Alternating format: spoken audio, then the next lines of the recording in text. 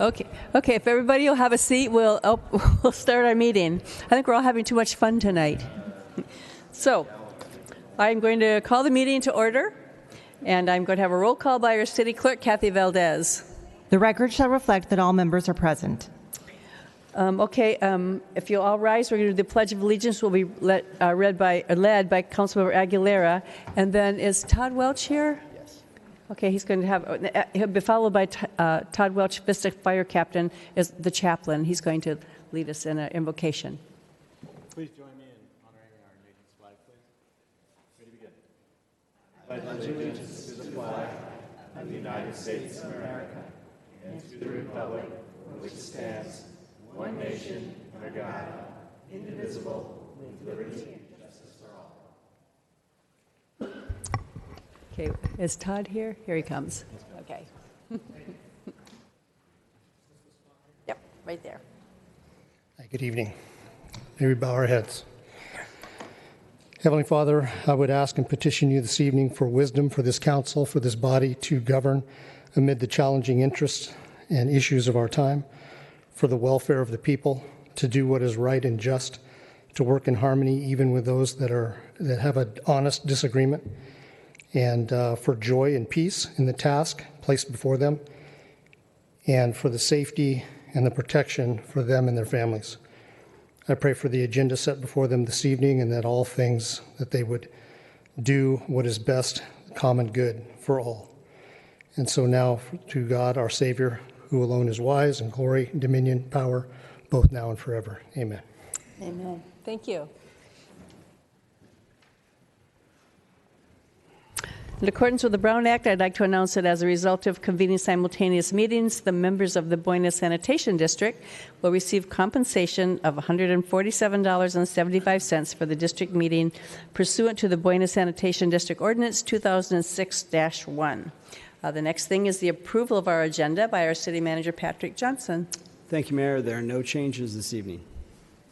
Okay, so first I have a presentation. I'm going to present a proclamation, which is down here. I'm declaring September to be National Preparedness Month in the City of Vista to Fire Chief Hahn, and he is coming up.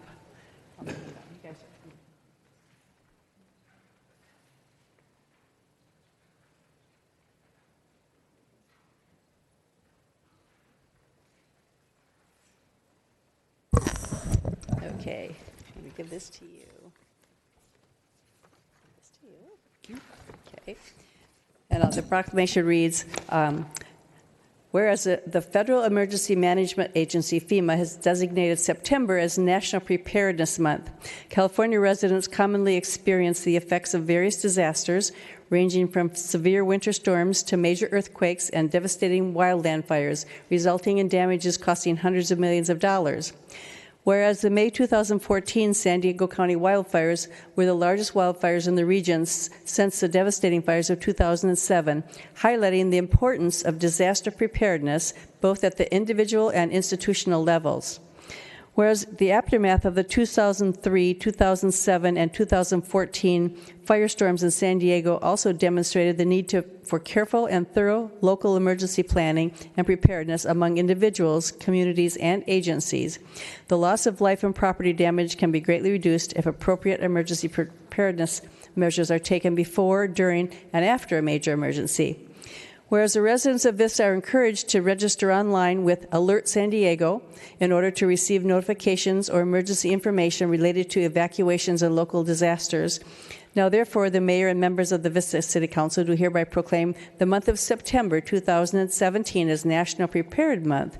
So be it further proclaimed that the mayor and members of the Vista City Council urge all persons to learn what to do before, during, and after major emergencies to mitigate injuries, loss of life, and property damage.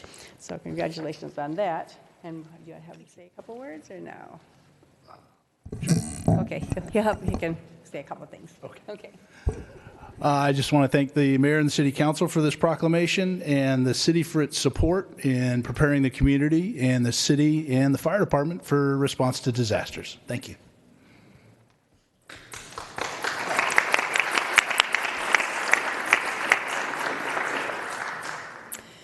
Okay, the next thing on our agenda, Captain Chuck Cinemo, San Diego County Sheriff's Department, is going to provide us with an update from the Vista Station. So welcome, Captain.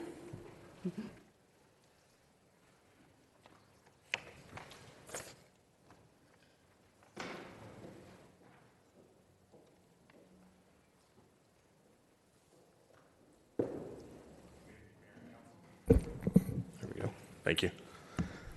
Good evening. So tonight we'd like to cover the 2017 mid-year update. I'll start the evening by making a disclaimer. The numbers that we're going to see tonight are simply unofficial and used for the purposes of operational and discussion purposes.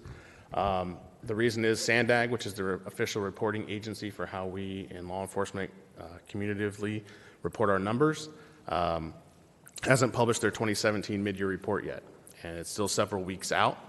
And with that, we don't have the official numbers, so it wouldn't be actually comparing apples to apples. So with that in mind, the numbers you will see tonight will be unofficial, and when you compare that report that actually comes out, there may be some slight discrepancies based on certain statistical calculations. All right, so we'll start the evening by talking about the crime rate. I actually have good news. We've continued to have the crime rate decrease in the city. We're now at, well, as best as everybody can tell, a 30-year low, sitting at about 18.7 for our crime rate, lower than most surrounding cities, and we'll see that here in a second. As you can see, the crime rate has dropped significantly from 22 years ago, where we were at a total of 46 and some change. So if we compare to the other North County cities, you can see Carlsbad currently sitting at 19.7, Escondido sitting at 20.6, and Oceanside sitting at 27.6. The remainder of those cities listed there are all sheriff contract cities. We've been very successful in trying to keep the property crime down, while at the same time mitigating some of the violent crime issues. While we are not exactly where we'd like to be with violent crime, we're trying to figure out how to deal with that. More than half of those crimes are domestic violence related, and so we're trying to look at new opportunities to mitigate some of those cases from occurring. Is this all crimes per 1,000 residents? This is actually crime index, so it's actually calculated a little bit differently. Can you give us a brief word on that so we can understand the figures better? In terms of crimes by 1,000, it's pretty similar. We'd actually have to extrapolate the numbers out, but I can get that breakdown for you if you'd like. It's hard to actually calculate them based on the numbers we have currently. So how are we doing that? So we continue the information-led policing strategies we've implemented, working with probation and parole to make sure that we target those offenders that we know are recurring offenders, the folks that are in and out of jail frequently, typically because they have some kind of drug habit, or this is the only life that they know, a life of crime. In trying to mitigate that, we're working with rehabilitation strategies. We want to get those folks away from crime. However, we're having to come up with new and ingenious ways to try to do that, and that's an expensive endeavor that's been passed to us by the state. So we're working on those projects currently. All right, so from a workload perspective, this is how the deputies pretty much break down their workload. So calls for service, which are the calls that come in from the community regarding a variety of crimes and incidents that we respond to. Over the years, you can see that the calls for service rates kind of fluctuate. It's typically driven by what the public decides are issues they want to call about. In 2017, so if you look at let me break the bars down. The dark half of the bar is the first 7 months of the year if you took the average number of calls for service through the first 7 months of the year. This year up to 2017, we're a little above where we were in 2016, and that number has continued to climb. If you look at the total number based on the bars, including the light portion and the dark portion, the calls for service have again started to fluctuate and make an uptick. There's not necessarily a particular or specific reason why, but that's where the trend is currently, is that the calls for service are increasing. Right now, it's about 400 calls for the first 7 months, which equates out to about 52 calls a month, more than we normally have handled. The second half of that, so in addition to calls for service which are generated by the public, is deputy-initiated activity. This is the activity that they have with the free time when they're not responding to calls for service that are generated. So this is things looking for crimes that are actually occurring that they find and come across as they're doing their job. This number for the year is starting to go down, and unfortunately it's reflective of the calls for service slide that we just saw before. So as calls for service go up, the amount of free time the deputies have for discretionary enforcement goes down.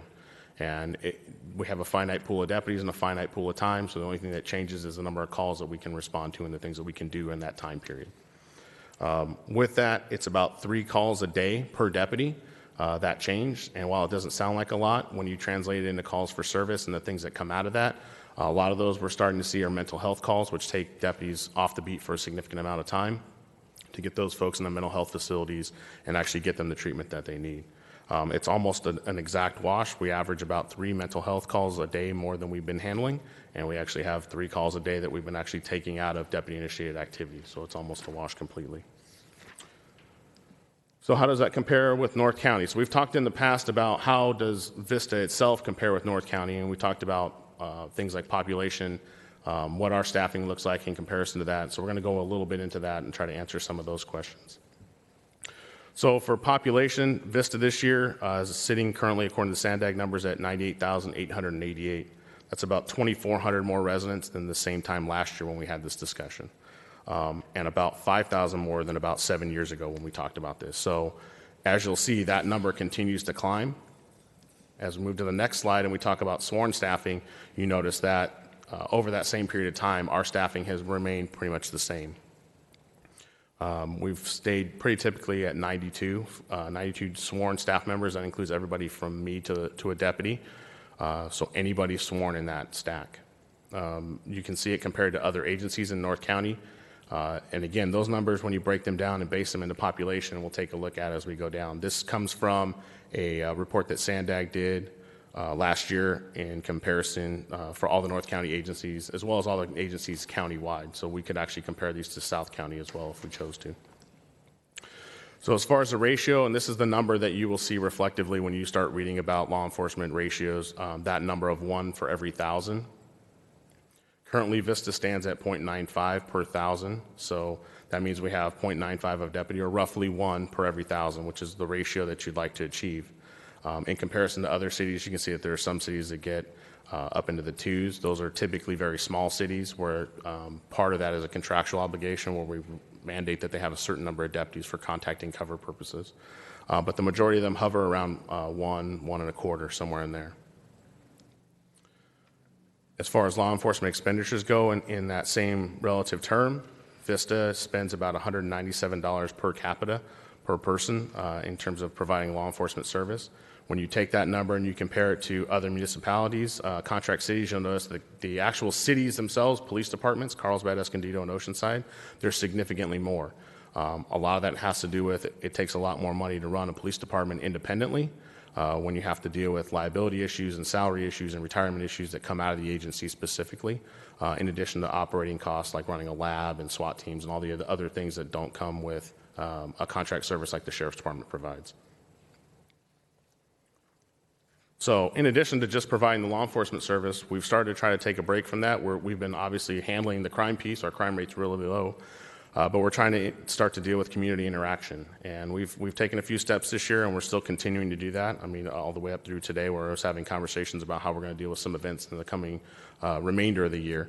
But we've done things like Day with a Deputy and Reading with a Deputy at the library, and getting not only the crime prevention and professional staff out, but the deputies out. So when we can break them away from patrol to do that, we're getting them out involved in the community. We've also started to take on some pretty good partners in that. 7-Eleven, for some of you that don't know, does Operation Chill every year, where they provide us with Slurpee coupons to go out and actually reward kids for doing the right things. They're riding bicycles with their helmets on, riding skateboards with their helmets on, obeying the traffic signals, that kind of stuff. Deputies have the free ability to stop those kids and provide them with a coupon telling them thank you for following the rules. So we're starting to get partnerships like that, developing things that we hadn't necessarily done before. The other problem for us is law enforcement's an ever-changing role. It never stays the same and it never stays stagnant. We're kind of the jack of all trades for everyone. So when somebody picks up the phone, we're there to respond. And with that come a slew of other things that aren't necessarily law enforcement role related, but also come up with some other interesting twists to them. So the first part, we'll talk about internally generated changes, body-worn cameras. That will become a reality. We're in the process currently as a department of rolling them out. It does take some time to deal with the technology and training issues that come with that, but by the end of the year, everybody in the sheriff's department should have a body-worn camera that works patrol and is at the level of first-line supervisor down. Those, again, there are rules with that, so those won't be openly available videos. We're not going to release a video for everything that comes out. There are policies and rules that we have to follow to do that, but we will have them to adjudicate complaints and things like that. Homeless outreach team, that's a project that we've been endeavoring with HHSA. The county has provided quite a bit of money to help deal with the homeless issue. It's not just a city or county-wide issue, it's a region-wide issue, and we're trying to approach it that way. This is one of those steps. In partnering with HHSA, they're able to provide private service providers and public service providers all at the same time and be that hub of trying to figure out where those people should go. The issue we're working on is once homeless outreach is out there and those folks want to take advantage of that, we have those folks and we'll move them along and put them in the system. The question after that is what do we do with the folks that don't want to take that help, and how do we deal with them? So we're working on what those steps are going to be as well. We'd still like to expand our community outreach. We're working on that, and one of the steps we're going to deal with, I have a meeting coming up with VUSD over something called Camp Lead. If you're not familiar with Camp Lead, it's the ability to have a camp that we take high school students to, teach them leadership skills, and help them overcome some of the issues that have been at least perceived by them to be hurdles through their life. We do that with a variety of people that are at the camp from all walks of life, and then we, at the end of the camp, introduce everybody what their walk of life is because nobody knows who's who when we're at that camp. So it's very interesting to watch the personalities and the misconceptions about jobs and social classifications while we're at that camp.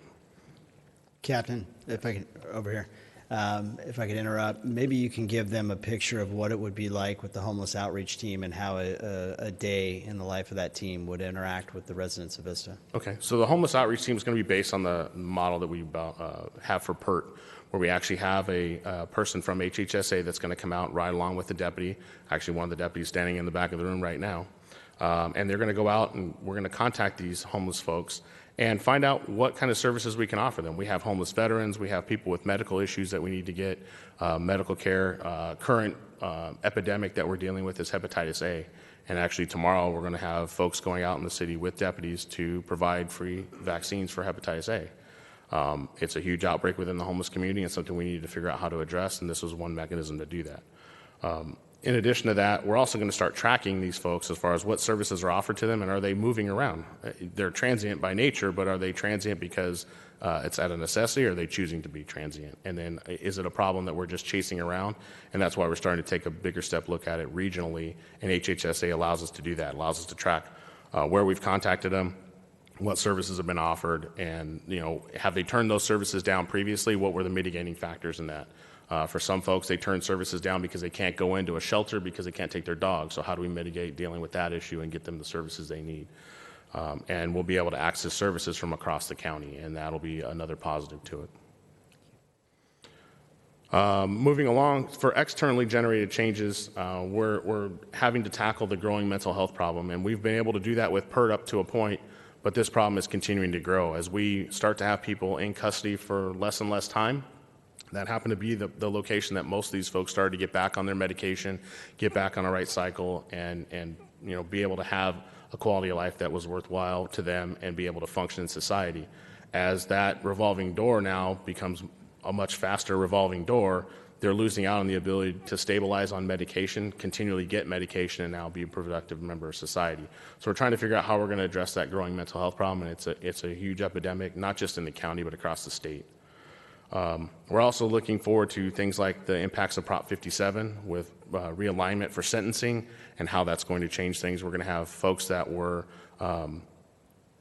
pretty bad criminals have their sentences restructured so that they're now going to be released back into the public, and how are we going to deal with that and what kind of repercussions we may have from that.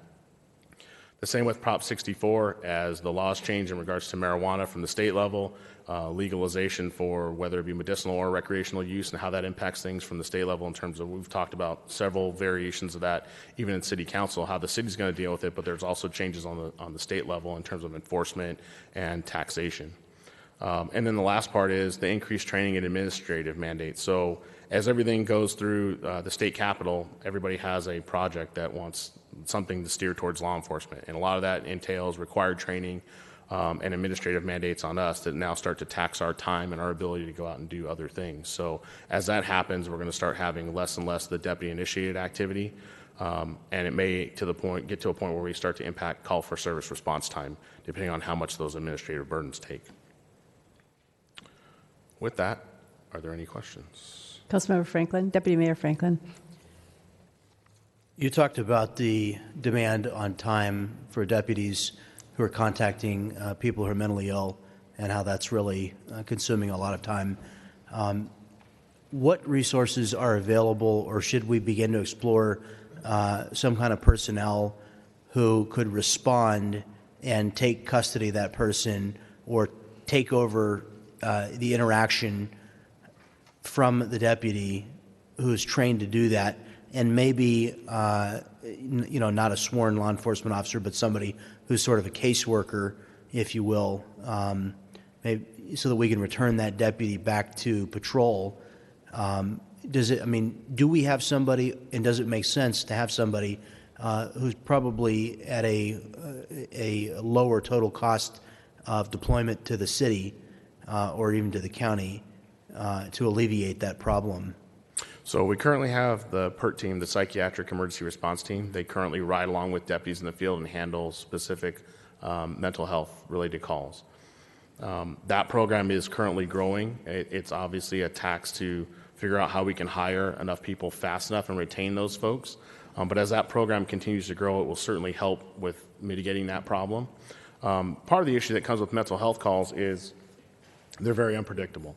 And so the reason deputies are still involved is many of those turn violent, not by any logical choice. It's just the way the mental health process works, depending on what their interaction is and their particular issue. One of the things that we're looking at trying to explore is how do we deal with that interaction from the time we take them in the field and get them into the hospital or care facility they need. There's a lag because the services are just not there in the volume that we need them. And it's partially going to be a cost issue, and it's partially going to be how fast can we build facilities and get them staffed with the appropriate people to do that. That's really where the lag seems to be. We're able to handle those calls on our end, and if we continue to get PERT staffing, we'll continue to be able to do that at a much faster rate. The problem is that interaction once we get to those facilities needs to speed up, and we're just not at that point yet. Well, I appreciate you bringing up those issues. My personal observation, I don't know if the numbers prove it out, but my personal observation is the last year there's been a demonstrable growth in the homeless population, certainly in the incidence of individuals who are appearing to reside, on the street. I'm seeing a lot more in the south part of the city, and I'm really frequently bringing this conversation up because. And we got to engage the citizens in this too, but a compassionate society does not allow people to live malnourished and addicted to drugs in the gutter. A compassionate society reaches out to people and provides them the services that they need to live healthy and productive lives. And I know we've got some real challenges from the state government, but we need to speak up, and we need help from your deputies to identify what are the limitations. We need to really be speaking up as a city and telling the state of California what we need to meet the needs of these people who are our fellow human beings. And it is just, to me, it's a crisis. And I think it's something we've got to invest more and more time and more effort. So I appreciate what we're doing, and I want to see it keep going. More resources into mental illness, more, build out the PERT team. I mean, those things are critical. I'm afraid of where this is headed. The economy has improved slightly in the last 12 months, and at the same time, this problem's getting worse. So it seems counterintuitive, and it's frustrating. So thanks for what you're doing on that. Thank you. And on a regional level, reference the homeless issue, we've actually seen that as a much bigger issue than just a city issue, and we're having to deal with this on a regional level. Part of the problem we're running into is we're chasing these folks all over the place, and we're not providing any help to them. So all of the major departments have offered up some type of upper command staff to start having these conversations about how regionally we're going to tackle these issues. I think in the long run, we're going to have to decide, both as a city and as a county, how and where we're going to place facilities to help deal with this. Nobody really wants it in their backyard. Right. And I think that's the biggest hurdle right now we see is there are plenty of providers who want to do certain things, and unfortunately they're niche providers, but I think we can start to open their eyes to bigger scales. But we have to be willing to open that up, and it's tough because nobody really wants to see that population in particular for a variety of reasons. We do need to engage in that conversation much more than we have. And I want to also just say, for everybody's benefit that might not know it, that Vista is a leader in providing services and probably on the 78 corridor, probably offers as many or more services to the homeless and those in need than probably any of our neighbors. In fact, we receive contract support from a lot of them because of the resources that we provide here. But yeah, the idea that we're just shuffling folks from one place to the next and not actually meeting the need that they have, that's the cause of them being on the street. It's my feeling, and I'm a fiscal conservative, but I don't believe there's any legitimate cost that's too much to meet the needs of somebody who is living in this kind of an abject situation. We've got to figure out how to provide a solution to this, because it's not cheaper to provide all the emergency response and the emergency medicine that these individuals ultimately have to receive. We're not saving money by living with the problem or managing the problem. We've got to solve the problem. We've got to solve it. So. Councilmember Green. Hello, Captain Cinemo. How are you tonight, sir? Nice to see you. I kind of just have a general question, and I've just kind of ran into it a few times as a newly elected official. Do you guys have an actual public relations department or a community outreach officer? If our constituents have questions on policies and procedures and things like that, is there an actual person they can call and contact and ask questions to? At the station level, we don't have a person that's their sole function. However, they can reach out. My information is posted on the sheriff's intranet site for the Vista Patrol Station, and they can send me an email or call me, and I'll be more than happy to get. So if they have particular questions on policies and procedures and why we do what we do the way we do it, many of the policy and info. procedure things, if they're curious about actual written policies, they're actually posted on the sheriff's internet page.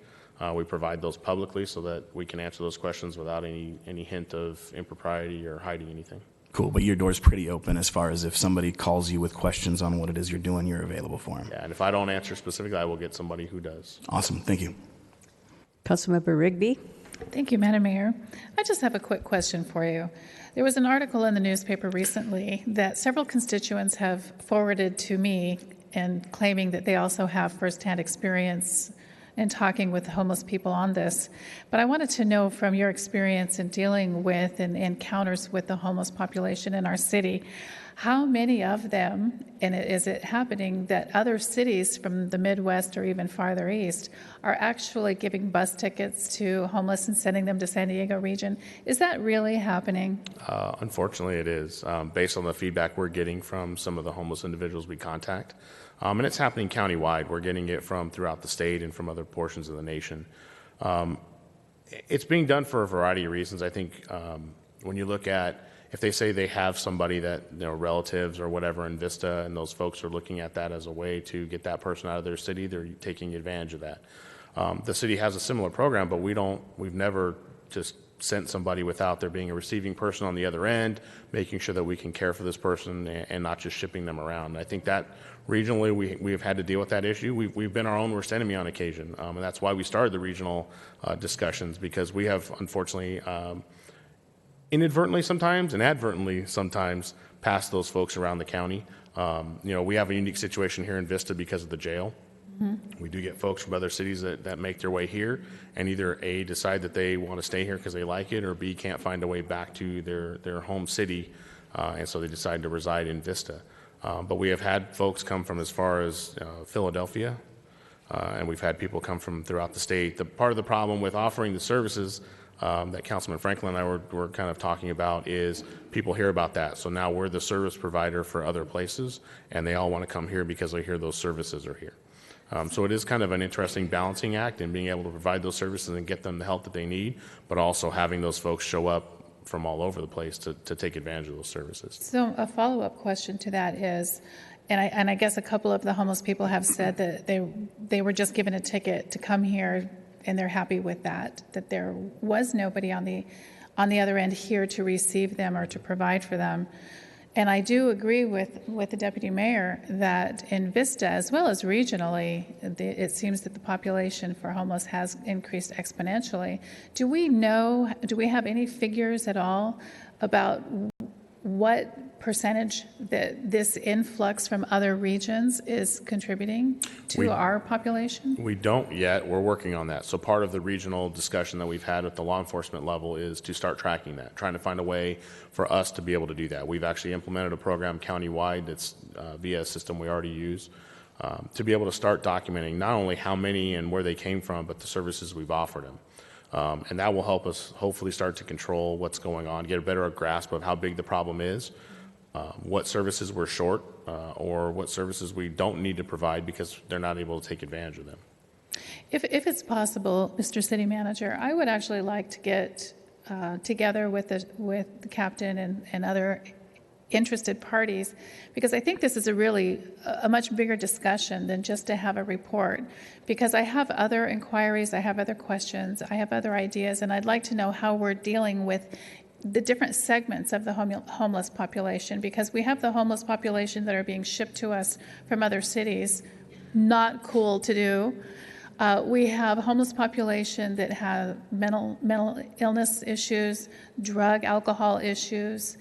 And then we have a population that is an economic distress issue, and that's something we can work with.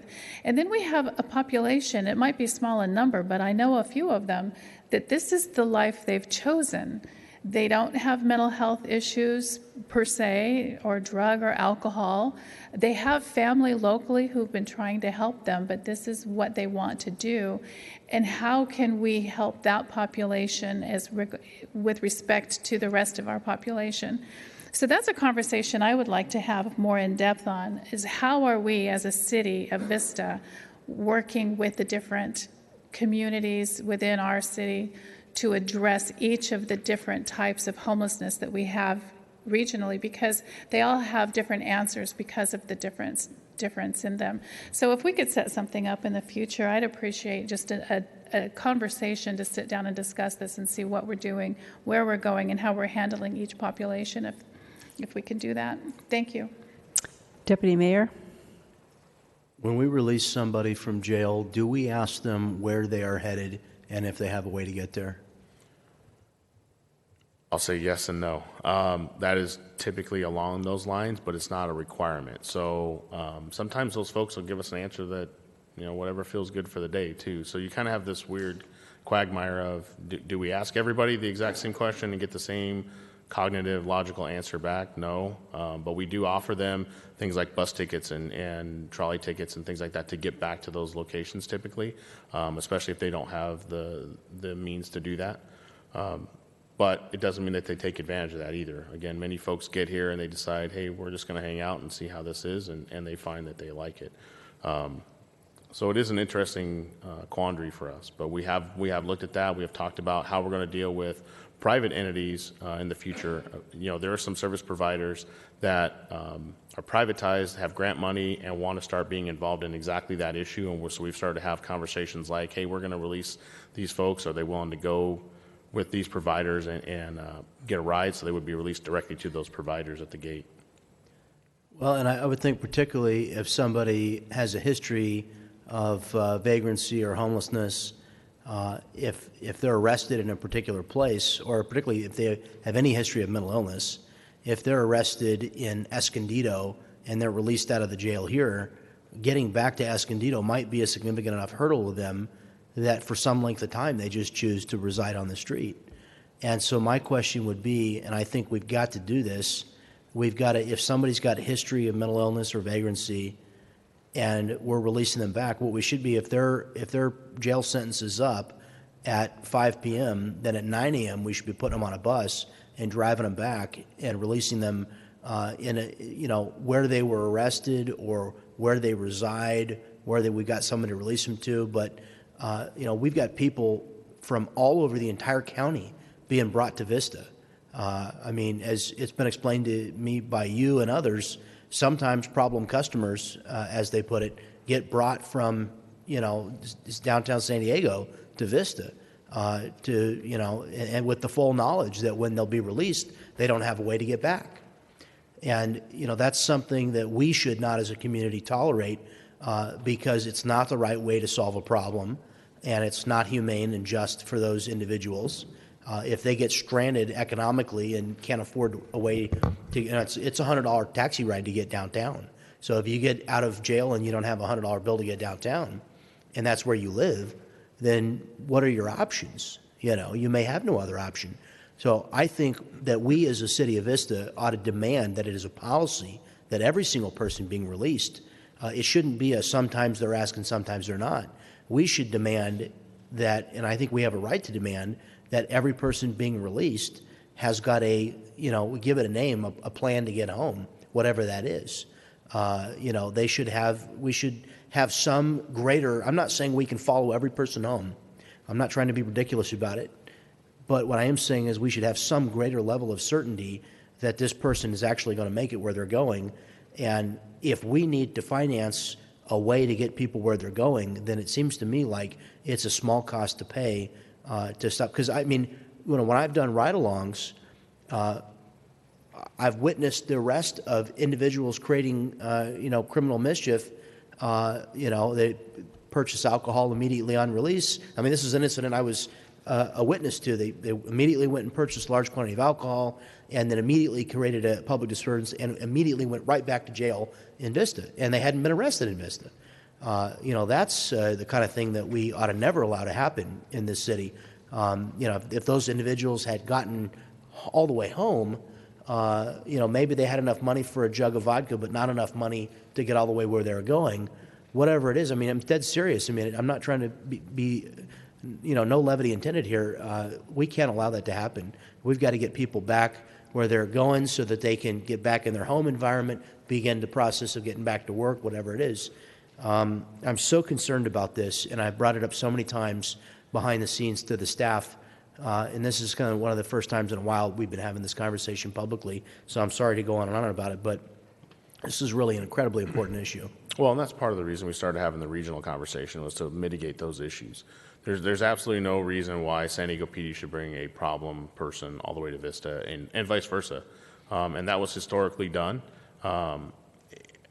It's something we shouldn't tolerate, and that's why we started having these conversations. I think we all agree that this was more, the solution was looked at as displacement. We can't do that. We can't arrest our way out of this problem. We can't send our problem somewhere else. We're going to have to address this issue. And I think everybody's recognizing that. It's a matter of how we're going to approach that issue, and that's kind of where we're at a regional level. And I'm sorry to give you all this because it's as much for your benefit as it is for my colleagues and the public. But like my colleague Councilman Rigby said, there are individuals who are, I mean, the people on the street consist of, they're all, in my opinion, they're all mentally ill, okay? Because whether you're addicted to heroin or you're diagnosed schizophrenic, in my opinion, and I think the American Psychological whatever agrees with me, if you're addicted to heroin, that is a mental illness, okay? That is a chemical dependency.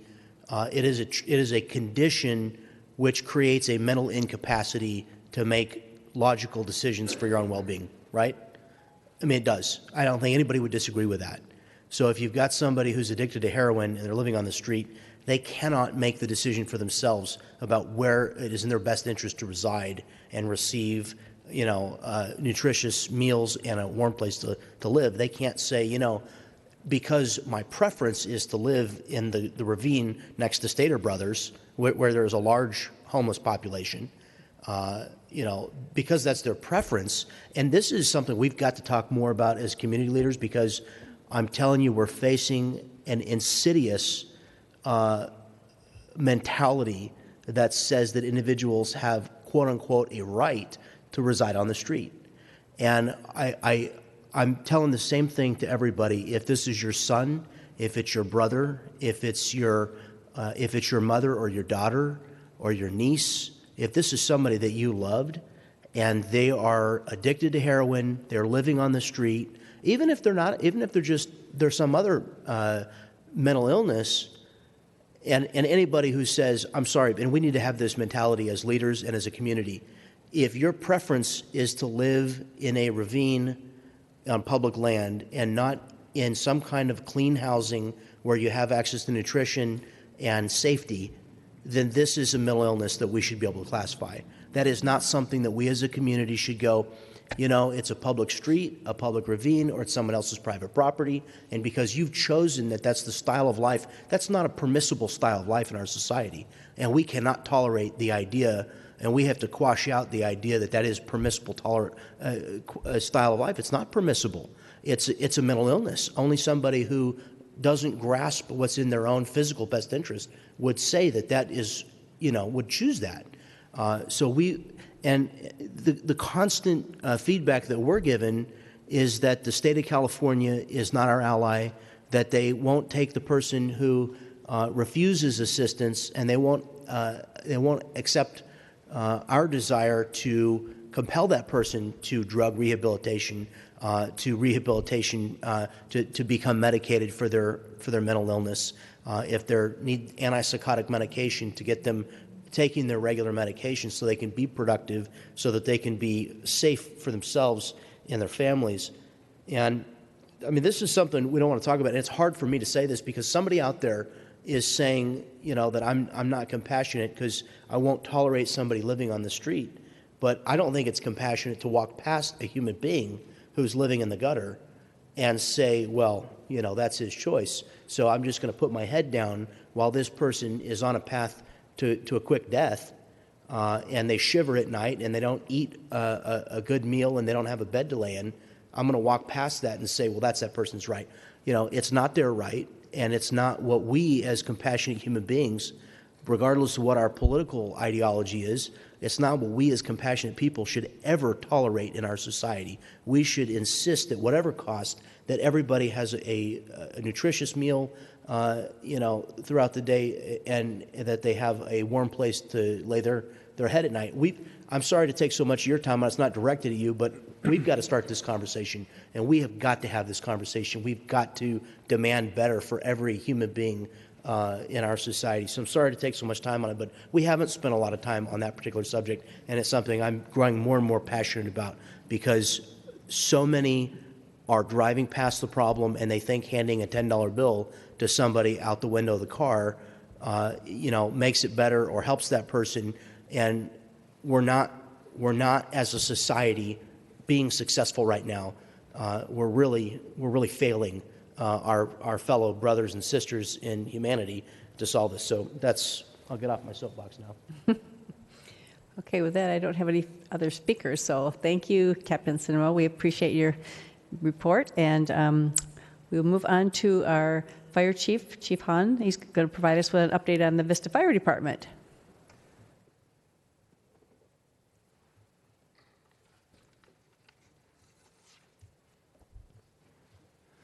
Well, good evening, Madam Mayor and members of the council. I'm happy to be here to present our mid-year fire department report. Make sure I can use this here. So, catching up with where we left off midway through the year, I've got a couple of different numbers to look at here. For the calendar year, for 2016 last year, we ended up with 231 fires in Vista. About 10,090 EMS calls for a total, and you notice those don't add up exactly, 14,170 calls. That includes our automatic aid responses with our neighbors that our units went to. Give you an update on our 4th ambulance, the progress that we've made on that since we last spoke. We have gone ahead and hired the 6 new firefighter paramedics. They are currently in the academy, almost done. They'll be done on August 30th. They'll be completing then. Go into their field orientation phase. They do several shifts for evaluation and orientation to our system. And then we'll have our graduation and badge ceremony on September 21st. That will be at Station 1 at 4 p.m. Following that, September 24th will be the first day we're able to actually get them in the seats, and we'll have that 4th ambulance in service. So we're looking forward to that. Some fire training statistics, obviously, with that effort involves quite a bit of training. We have accumulated about 27,000 hours of fire training in the 16-17 fiscal year. We were calculated on that. But that's to keep not only the new members and get them up to speed, but also the continuing training for our existing members. So training is a big part of what we do. For the entry-level testing specifically, we looked at about 1,000 candidates and screened about 1,000 candidates for our positions that we've hired, not only for the 6, but we've had a number of others that we've done. I think we were at 15, that's in a later slide, total, to hire for vacancies, retirements, et cetera. So we've had a pool of about 1,000 that we looked at, tested 130, which is no small mountain to climb there. For staff, and then ended up hiring 15 personnel. There's that number. We've completed 2 academies, with the 3rd in progress right now that I just spoke of. Training is also was able to pull off something that we've been working on for a number of years, which is a zone-wide promotional exam for engineer. That was the first one of the series of promotional exams that we're trying to do on a zone-wide standardized level. I'm proud to say that our training chief led that charge, pretty much ran that test. We got 32 candidates zone-wide through that. 4 different agencies participated in that. And we made a couple of engineer promotions here in Vista off that list. So it was a very good process. I'm really proud of being able to do that. And we're looking forward into the future at captain and battalion chief processes as well. Something new-ish. I've been aware of this for a couple of years, but really didn't see the gravity of it until I attended a conference on this. And that's behavioral health in the fire service. So you can see the statements up there about PTSD, depression, and suicide are issues that have kind of always been in the background but not in the foreground. But the last couple of years' statistics really came up and bit me pretty hard.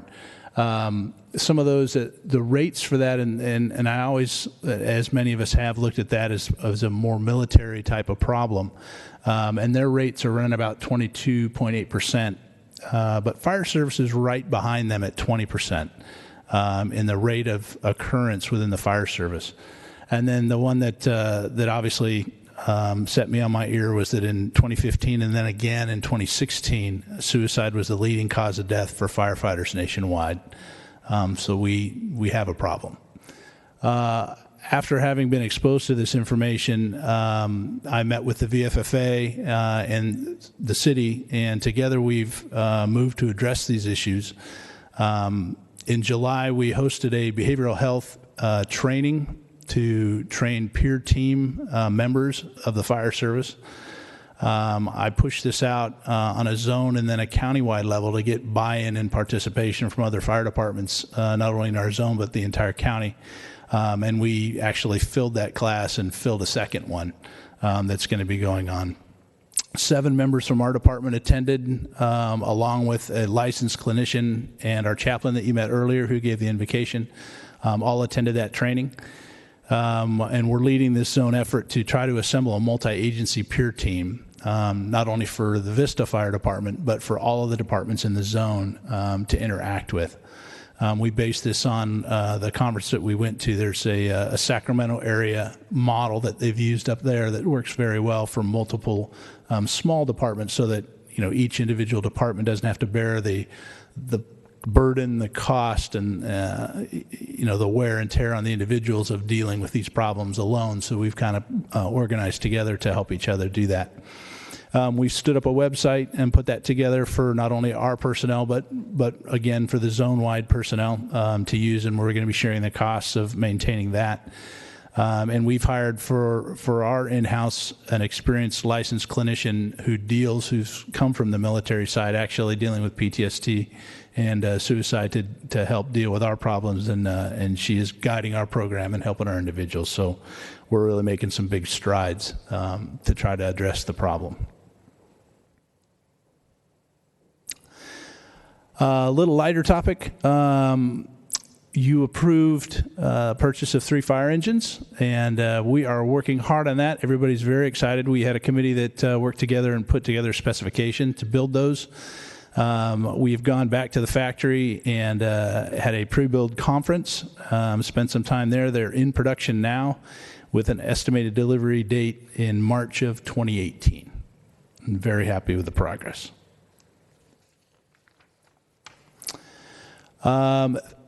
We have three other type of engines that are Type 3 brush engines, and those are actually, the first one was due to be replaced last fiscal year, and the other two were due to be replaced this fiscal year. But we took a look at those, and as you may or may not know, we don't staff those full-time. They're cross-staffed, so they basically are assigned to a station with an engine company that runs one of the Type 1 big engines daily. But if we need them, they switch over and staff these engines and take them out on brush fires or wildland fires or strike teams. And because of that, the use level on them is much lower than the other engines that we have. And so we found, even though we had planned to replace them, that they're still very useful and functional. And so with working with our city vehicle maintenance folks up there, we've been able to maintain them in really good condition. We've done some maintenance on them in terms of replacing the things that wore out the most were actually the seats that the firefighters sit in, and then some of the plumbing valves in the fire pumps. And so by doing those and some other mechanical upgrades, we were able to keep those in service longer and extend the lives of those fire engines. So we're looking to get, I would say, at least another 5 years out of them, if not more, if they continue to stay in good shape. So we're very happy about that. And those actually have been going all over the state this fire season, which we'll talk about now. So a little bit on, we talked last year about the fire season outlook, so I wanted to include that for you again this year. Although the drought in California is over, the effects are not in terms of the fire problems. Although we got 150 to 200% of normal precipitation in this last year, and it was the second, this is pretty interesting, the second wettest year on record between the two El Niños of 97, 98, and 82 and 83 was this year, which was not an El Niño year. So it's kind of odd. So lots of rainfall. So what that has done for us, obviously, produced a great amount of light fuels and a huge grass crop, which we're now dealing with now that it's drying out, and it's just about right now for us in Southern California. They were a bit ahead of us in Northern California and Central California, as you may, if you're watching the news, that becomes obvious. And we've spent a lot of time up there with our folks. But it's created a fire problem that's ongoing because the drought effects are still there from all of the larger fuels that are still dead and standing. Much of that is trees. So the hazard of firefighters with the light fuels, obviously, now that they're getting dried out, is that those fires are going to go very fast, cover a lot of ground. Although they've predicted them to be fairly short duration, is if you look across what's hit the news earlier, June to August, we were seeing it, and this is almost dead on, 25 to 100 acre fires. They were saying in August we're going to pick up 100 to 750 acre fires, and they're pretty dead on with that too. And then there's the bigger ones that break out of that due to excessive weather or topography or access problems, and those are growing to tens of thousands of acres. To give you kind of a reference for that, for this year, and the statistics stopped in July 16th, so it's actually bigger than this by now because August has been a very active month. But there's been about 3,832 fires in California with 168,000 acres burned.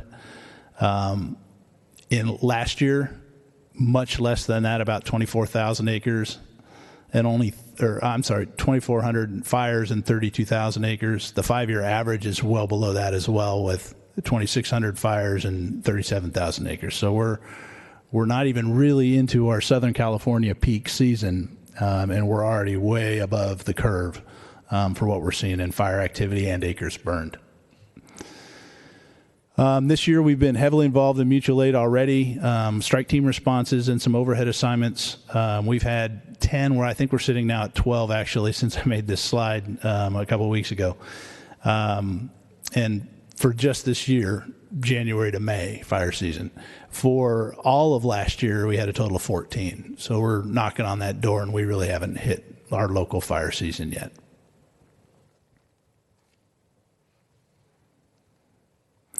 Some of the fires that you may recognize from the news that Vista has been on, these are the names of the fires: the Opera, the Gate, the Manzanita, the Alamo, Christianitos. You might recognize that on Camp Pendleton.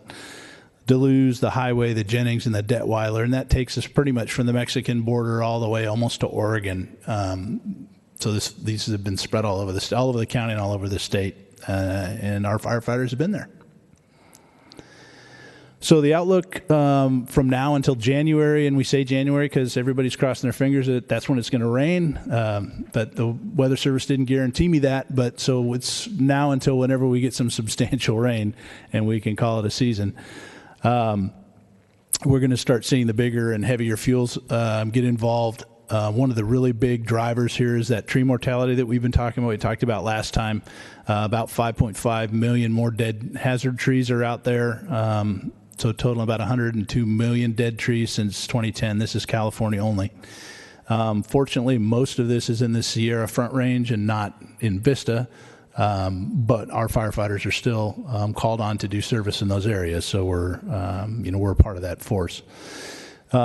Obviously, the big concern this year is there is so much dead standing timber, and those trees are coming down under fire conditions. We've already had 2 firefighters in the state killed this year from that specific cause of killed by hazard trees that came down on them. So it's a problem. Taking a look at the significant wildfire potential for the state, if you look at the map there, you can see that all of San Diego County is predicted to have above normal significant wildland fire potential, and that those red areas really are from the coast all the way from the mountains to the east slope of the mountains, so it's all the way to the desert, essentially, to the sand. They're predicting for Southern California increased activity. And you can see the Sierra front and back ranges as you move up the state, where we just talked about the trees. Those areas are predicted to be higher as well, where we also respond. Just a little bit about El Nino because of the sea temperatures now. They're telling us that they are predicting another El Nino for this next winter. But again, it depends with our recent experiences where that El Nino points. We may or may not get the precipitation that's associated with it. But what we are getting already because of this weather pattern is the monsoonal activity, which brings lightning, which brings fire starts locally in our county, usually in the mountains and sometimes in the inland valleys. East of us, but definitely a concern for local fire activity with what we spoke about, the condition of the fuels in our county now and until it rains. They're also predicting the record high temperatures, which we're going to see from now till the end. And with the monsoonal activity calming down, we're going to see the humidities drop. So late summer, early fall, which is typical for our area, is going to be very prime activity for fires in Southern California and in Vista specifically.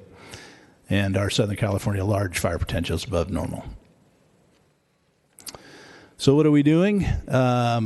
We've responded 54 times so far this year in the jurisdiction on vegetation fires and kept those fires from getting out of hand and being big, destructive fires.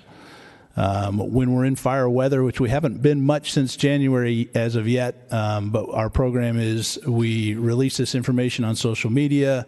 You've probably seen the signs that we have that we post and we flag, and we drop and open those signs announcing that we have a high fire danger day to try to make sure the public is aware of that.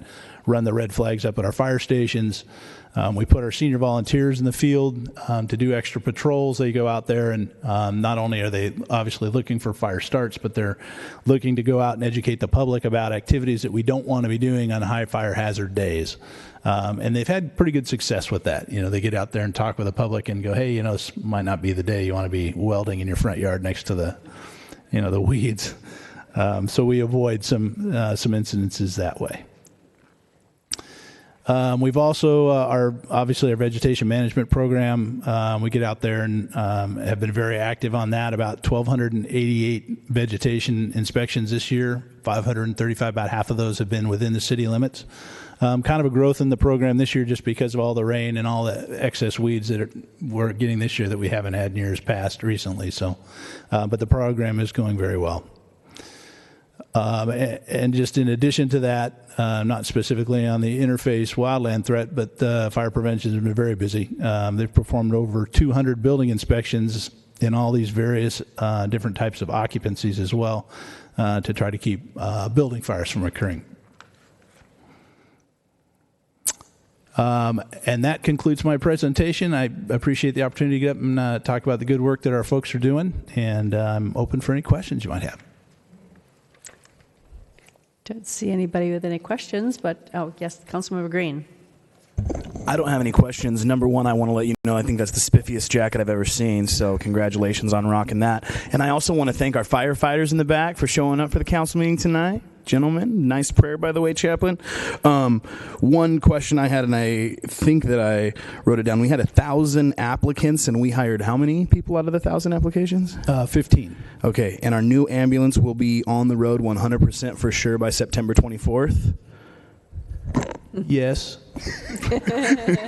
Okay. That is our plan. I believe so, yes. And then the last question I had for you is just kind of like from a numbers standpoint. When we have all these firefighters out on other fires, how do we compensate for the community safety when those firefighters are out? Is it costing us more money to send them out than to keep them here? I mean, I'm sure you do the balancing act of numbers. Somebody has to do the balancing act of numbers, right? Yeah. Okay. We, on the two levels, on the financial level, we are reimbursed by the state or the federal government, depending on who's the responsible agency for those larger fires. And usually they fall under one of those umbrella agencies. So they pay us back fully for not only the time for our firefighters that are there, but the backfill for the firefighters who are on overtime here, and money for the use of our equipment that we send them out in. So that works out really well. We do keep a very close tab on not only in Vista specifically, which is my job, but also for the zone and the region on how much we send, how much resources we send away, so that what happened in 2003 and again in 2007, fires are burning everywhere in the state. We're all trying to help each other, and then it starts here. And we need to keep enough resources not only in Vista, but in the zone for that big fire to happen here. So it is definitely a balancing act, and we have a matrix that makes sure we have enough people available and that we can let them maybe have a day off once in a while during fire season to go home and see their family. So we definitely try to walk that tightrope. Councilmember Rigby. Thank you. I just wanted to say thank you also to the fire department and all of our fire personnel. I think it was very impressive that we had 1,000 applicants for 15 slots. That speaks volumes for our department and the reputation that we have, and that we are one of how many departments in the state that is nationally accredited? 17? We're one of 17 that's accredited. I thought you were asking me how many were in the state. I didn't have that number available. Right, one of 17 that's nationally accredited, and that means something. That's pretty incredible. So I just want to say thank you for that. And I did hear, I was traveling up north over the summer, and I heard some positive feedback when someone said, "Where are you from?" I said, "I'm from Vista," and they said, "Your Vista firefighters rock." So thank you for what you're doing, not just for our community, but for the state. So good job. Thank you.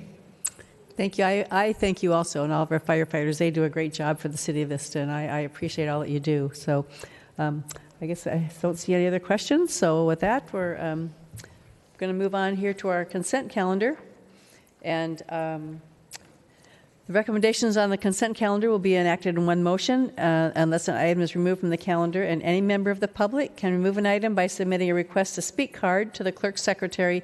Items removed from the consent calendar will be considered immediately following the adoption of the calendar, and we have items C1 through C10, and I have pulled here C9 and just C9. So I have C9 pulled by the public. Do I have anything? Oh, Councilmember Rigby.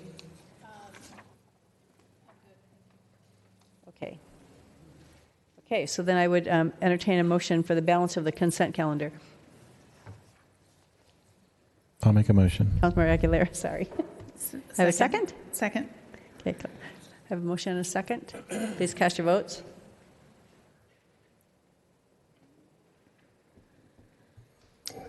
And Madam Mayor, if I could, I would like for the city clerk to register my no vote on C5, please. Okay. Okay, that motion passes unanimously with a 1 no vote on C5. Okay, so then we're going to go to C9, and C9 is the unleashed dogs on public property within South Buena Vista Park and Buena Vista Park. And so with that, I have actually I have 4 speakers. Do you want to hear the speakers first? Would you like a report from staff or just Oh. speakers? Yeah, let's have a report from the staff. Okay, we have Theron Dykeman, our He's all Recreation prepared to Community do Services that. Director.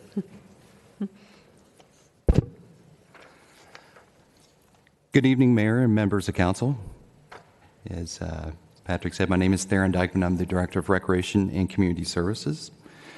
The report for this item is on July 24th of this year, the Parks and Recreation Commission recommended an ordinance to amend Section 12.14.10 of the Vista Municipal Code and recommended approval by the City Council to permit unleashed dogs in the natural areas with trails at Buena Vista Park.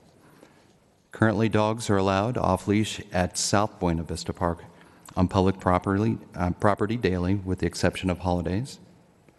South Buena Vista Park is the only location within the city where dogs are currently allowed unleashed on public property. Residents have requested to allow dogs off-leash in the natural areas with trails at Buena Vista Park as well. Trails connect Buena Vista Park and South Buena Vista Park. Questions were raised regarding how many complaints the city has received as a result of having dogs off-leash. Staff in the San Diego Humane Society estimate that Vista receives about 5 calls per year regarding off-leash dogs. Many of those complaints involve seeing a dog off-leash at Buena Vista Park, where they are currently not permitted to be off-leash. Dozens of individuals are estimated to use the trails at Buena Vista Park each day. In addition to recommending dogs to be off-leash within the natural areas with trails in Buena Vista Park, hours will also be amended to 7 to 10 a.m. and 3 p.m. till dusk all year to eliminate confusion of having different times during different months. Currently at South Buena Vista Park, those hours are the ones that are in effect. That concludes my report. I'm available to answer any questions if you have them. Thank you. Okay, thank you. Councilmember Franklin. Can I just ask a brief question? Does our off-leash ordinance make any distinguishment between breeds? No, sir, it does not. Thank you. Okay, with that, we will go ahead and take our speakers, and our first speaker is Gary Gerritsen. He'll be followed by Charlene Barron.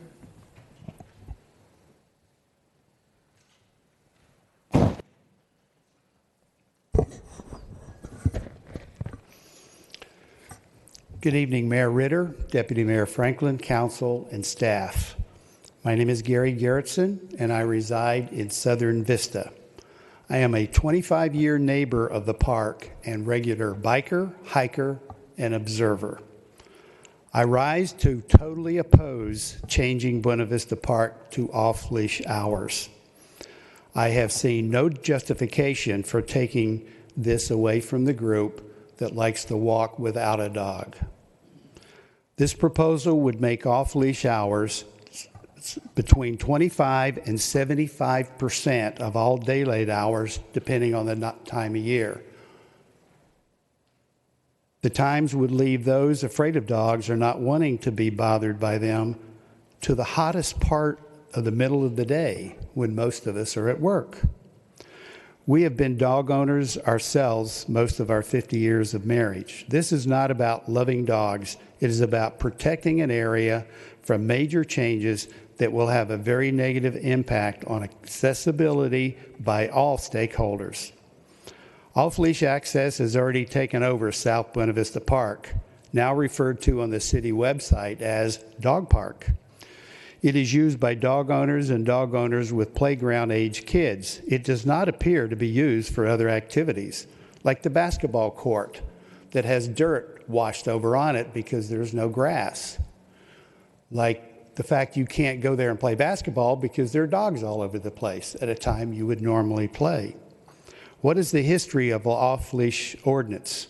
Why was it adopted in virtually every city in the state? Well, simple, safety and sanitation. What has changed? Seems to me nothing has changed except a petition. All users should have a chance to provide input, not just the petitioners.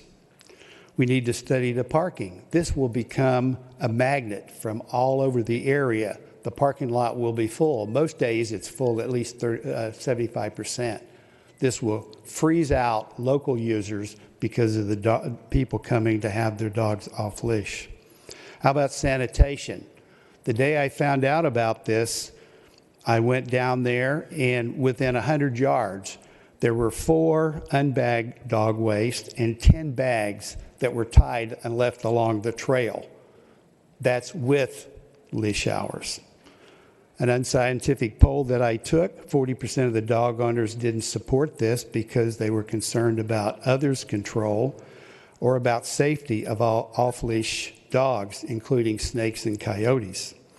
75% of non-dog owners were concerned about safety for bikers, children, adults who have balance or limited mobility, or the disabled. I need you to wrap up. We don't need more leniency on this. We need more strict control. We need to create a separate area for the leash, just like we did with skate park. We didn't say you can get on these streets. Your time is up, Gary. Sorry. Okay, Charlene. I'm Charlene Barron. I live in Shadow Ridge area of Vista, and I'm one of the proponents at requesting the modification. To bring you to up to date, the reality is the Buena Vista Park is used by parents with children in strollers, by bicyclists, by runners, by people who are just walking.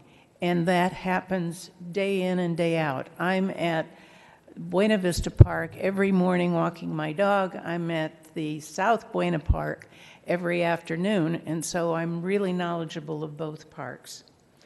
Our request is simply to make both parks, with regard to the rules and regulations, consistent with one another.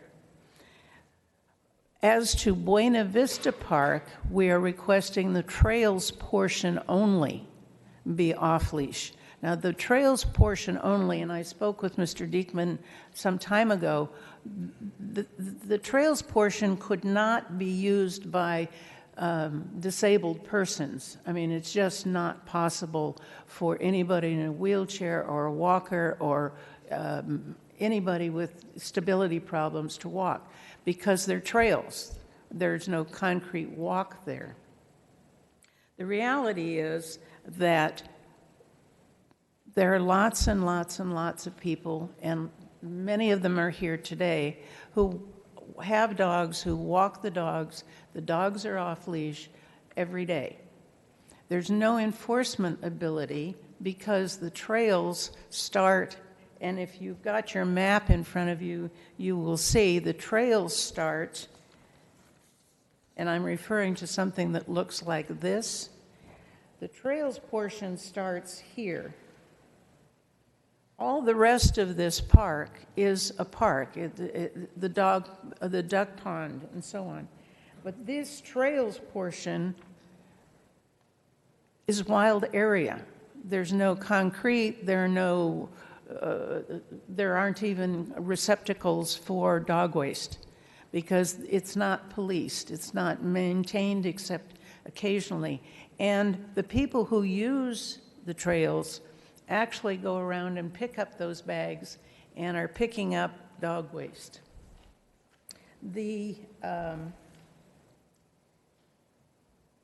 I'd like to highlight that there have been no problems with the Buena Vista Park, other than the 4 or 5 phone calls per year that simply say there was an unleashed dog. There are no liability issues. There have been no issues. related to anybody being bit or attacked.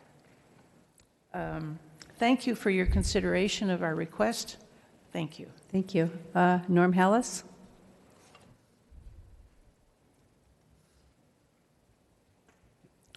Thank you, Mayor, Deputy Mayor, and Council.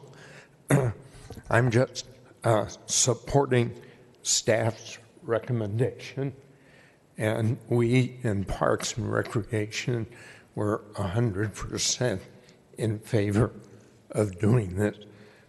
We do recognize that enforcement is an issue, and we don't have an easy answer for that. But we know that folks are going all through the big park with their dogs off leash. And I think that good, responsible dog owners are the best folks we have to control and monitor what's happening. So thank you very much for your approach. Thank you. Tom Missett?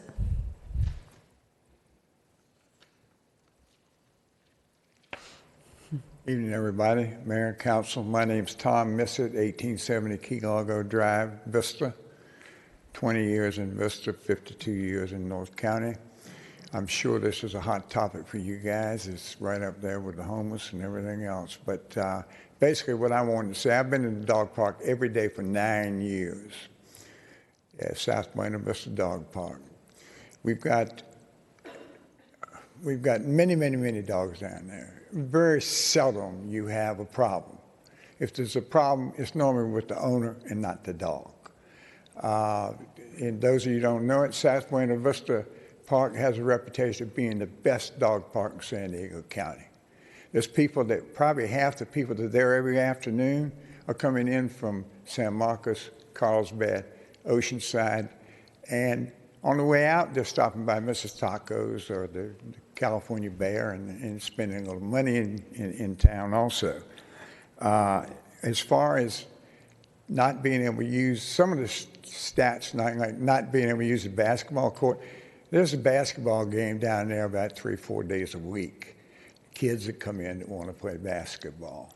There has been no bites that I can think of in the last 5 years. I know of one bite 5 years ago, which was more of a nip.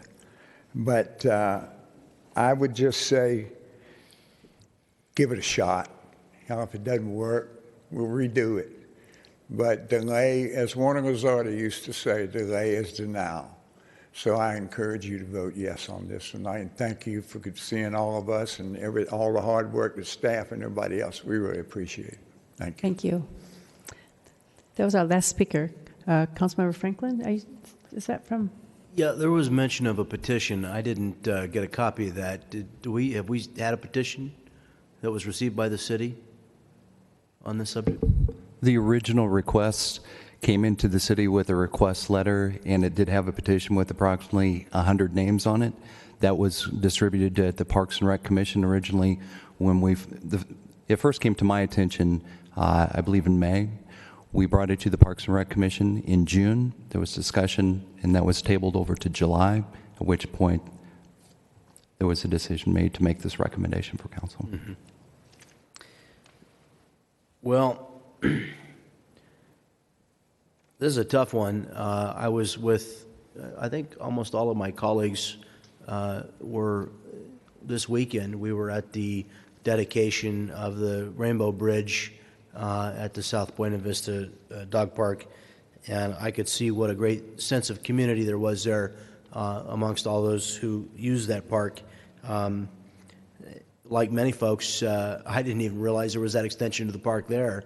I've been in Buena Vista Park numerous times, but really didn't realize there was that steep driveway. And but there's a very nice place there, and it does seem to offer an advantage, which is that it's somewhat separated. I am concerned about making a place for everybody, and I understand the concerns of those who want to walk their dogs on the trail, but I don't know what we do. I mean, where are we going to get input, and how will we know if the policy isn't well accepted? We don't really have a mechanism for that. So if we do it in a trial, there's, let me tell you something. I'm an animal lover, and I have many times tried to reach the Humane Society to make some kind of report, and it is not a good system that we have in Vista. I cannot endorse the system for being easy to find out on the city website who's in charge of animal services, or alternatively for being able to reach them. It's very poorly done. We need to improve it badly. I'm really unhappy with that, since we're talking about it. So I'm not surprised there's only 5 reports. I mean, you can't hardly figure out who to call to make such a report to.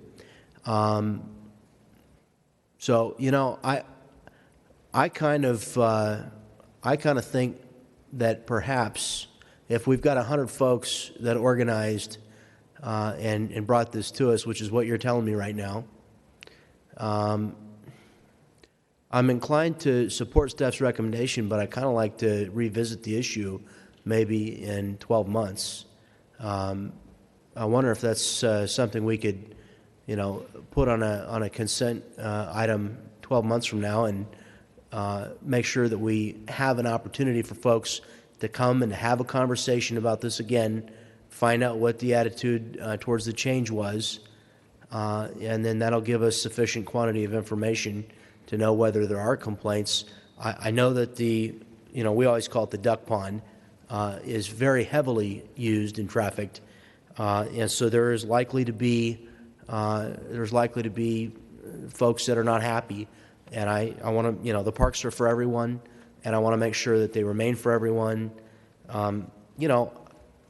Whether it's logical or not, I'm a dog lover, but there are certain breeds, I've got friends that have pit bulls that are delightful dogs, loving animals, and I've seen those animals be aggressive oftentimes when people didn't know how to approach a dog. But, we can't, I wish everybody knew how to approach a dog and not to lean over the top of it so as not to, provoke its fear response. But some people don't know how to approach dogs. So, there's a concern for people that, especially with large and, breeds that are considered to be aggressive, there is concern, and it's a valid concern. So I don't want to ignore that. I want everybody to feel welcome to use the park safely. So I wonder if my colleagues would entertain a motion, if I make one right now, which I'm going to make. I'm offering in the most roundabout way possible. I'd like to make a motion that we approve the item, but I'd like it brought back on a consent item in 12 months. And if there are complaints, and I'd like specifically the staff to try and address that issue in 12 months to let us know if there have been complaints. And, and perhaps, too, I wonder, does it make sense to have somewhere entrance to both parks? Do we have any rules relating to dog owners and what their responsibilities to the other users of the park are? Are the rules posted there at the park? Okay, there are rules posted. Yes, sir. At South Buena Vista Park, there are. Now, are we going to post those rules? And I'm going to insist that we do. That's part of the motion at the other end of the park. That would be our intention, yes. Okay, and will that sign give residents a phone number to call if they perceive that they need to make notice of something went wrong? Yes, the current signage at South Buena Vista Park does include that information. Mm-hmm. New signage would It includes a the same. phone number to call the Humane Society? Is that right? Or I believe there's a phone number for both the San Diego Humane Society, but I believe there's also a park director phone number. The park directors aren't enforcement officers, but they might be a nice second phone number for somebody if they can't reach what somebody. about if people want to send an email to info@cityofvista.com? Can that be included as well on the new sign? I'm not saying we need to recreate the old sign at South Buena Vista, but on the new sign, could it please include an email address, which for many people may be easier these days? Yes, sir. We can look into that. Yeah, we also have Access Vista. which Yeah. you can report a problem or an issue that goes to the same location but gets routed. You can figure out how to work in Access Vista. I'm going to let that be optional, but the motion's going to include phone number and email address. So my motion is that we approve the resolution with the amendment that it come back to us on a consent agenda 12 months from now, and that the sign include a phone number that people can call if they have a complaint, and an email address they can send an email. And if staff can figure out how to put an Access Vista logo on there, knock yourselves out. That's my motion. Is there a second to that motion? Thank you, Deputy Mayor. Well, let's give everybody a chance to talk, to maybe there will be. Councilmember Rigby. Thank you, Madam Mayor. I did want to talk about the signs and the sign issue. And having spent some time at South Buena Vista Park and having been a dog owner here in Vista myself until my sweet Angie passed away at the age of 18, so I do love dogs. But I see at South Buena Vista Park, there are rules posted, and they are ignored regularly. And so my concern with Buena Vista Park, because you're talking about just having the off-leash on the trails, you're going to have off-leash all over the park, in the grass area, the picnic area, by the duck pond, whether you want them to or not. Once you say we have no enforcement, it's going to happen. And I don't want to see that happen. If it's done, they have to stay on the trails. They cannot be in the grass by the picnic tables, the trees. They can't be over by the ducks, the duck pond. And the signage and the facility, the dog bags, et cetera, need to be a little bit more prominent for people to actually notice they're there. Because at South Buena Vista Park, people miss a lot of what their dogs leave behind over there. I don't see how this is going to work and keep it on the trails. I honestly don't. Once you let them off leash on that park, they're going to be all over the park. And I don't want to see that happen. I agree a lot with what Mr. Garrettson had to say on that. And the other thing is the comment that we don't have any enforcement, so we're going to do it.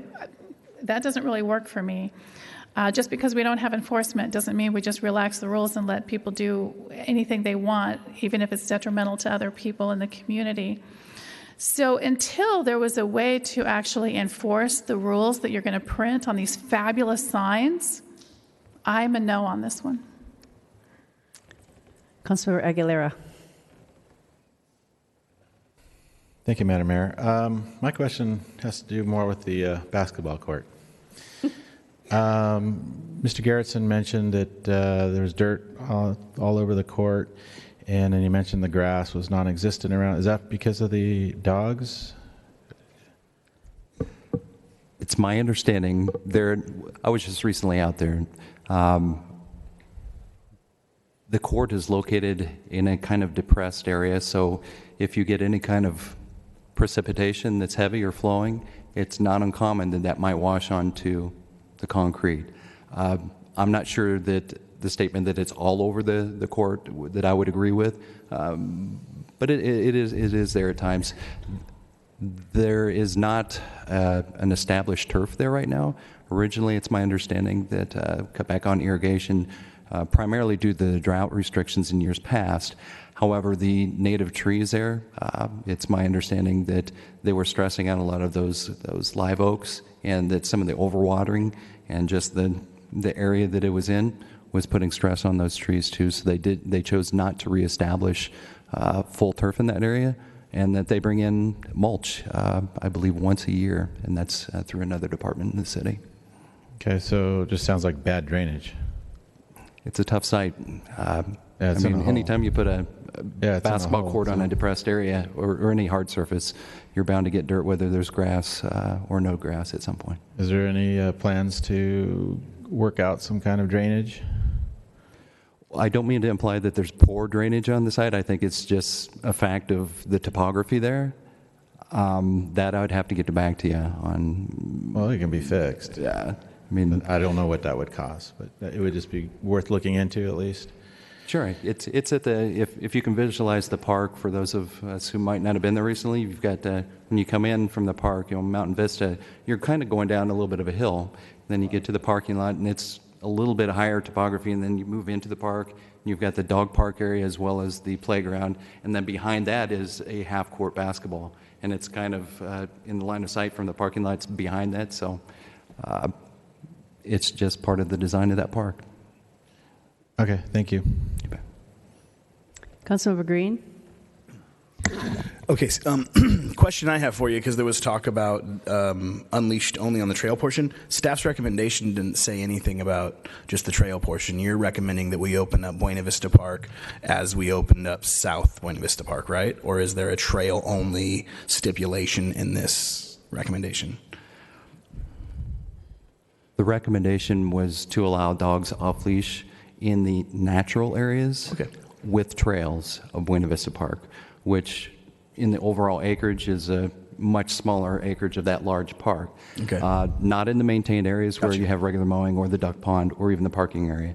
We realized there might be some folks that might misunderstand what areas might be, and that would be an educational aspect. But anytime you make a change like this in a park, that would be part of the educational ongoing process. So per that diagram of the red trail and the black trail, you're just trying to make that all one cohesive trail per se. Correct, and it's my understanding that's been happening for the last decade plus. Well, if you live on Key Largo Drive and you're going to South Buena Vista, I would assume they walk to the other part of the park. It's really hard for the size of Buena Vista Park to accurately put on one map what all those trails are. Because if you walk it, some of them are this wide, and then at any given point of day, you really can't see it because it's just a handful of people beating that track. There are dozens, I would say, of trails and little tributaries and fingers off of that, which is, it would make identifying a specific area just to pinpoint really, really difficult. Okay, two main concerns that I had that were arised was, number one, the parking lot.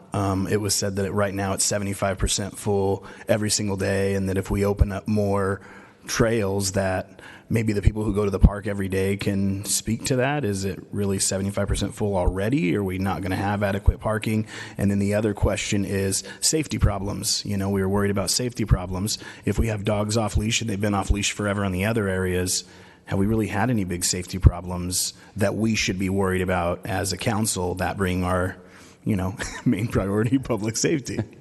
Well, I don't have any data to support the percentage or how often or what capacity the parking lot is used out there. I just don't.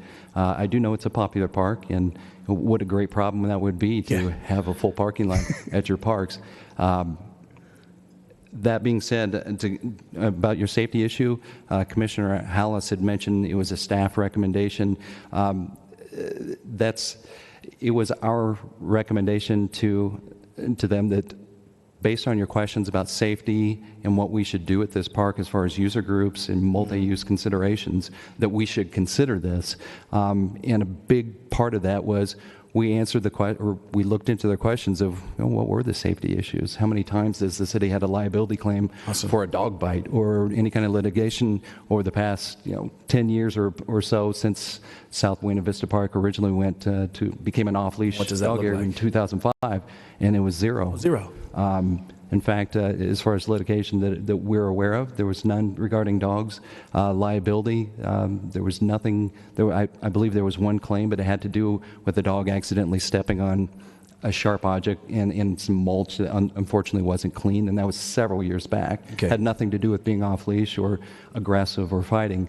So once we looked at that and talked to code enforcement, who a lot of times got the initial phone calls if somebody had a concern, or San Diego Humane Society, and they said, relatively speaking, versus your usage there, which is very high compared to the number of complaints we get and the nature of those complaints, it's very infrequent.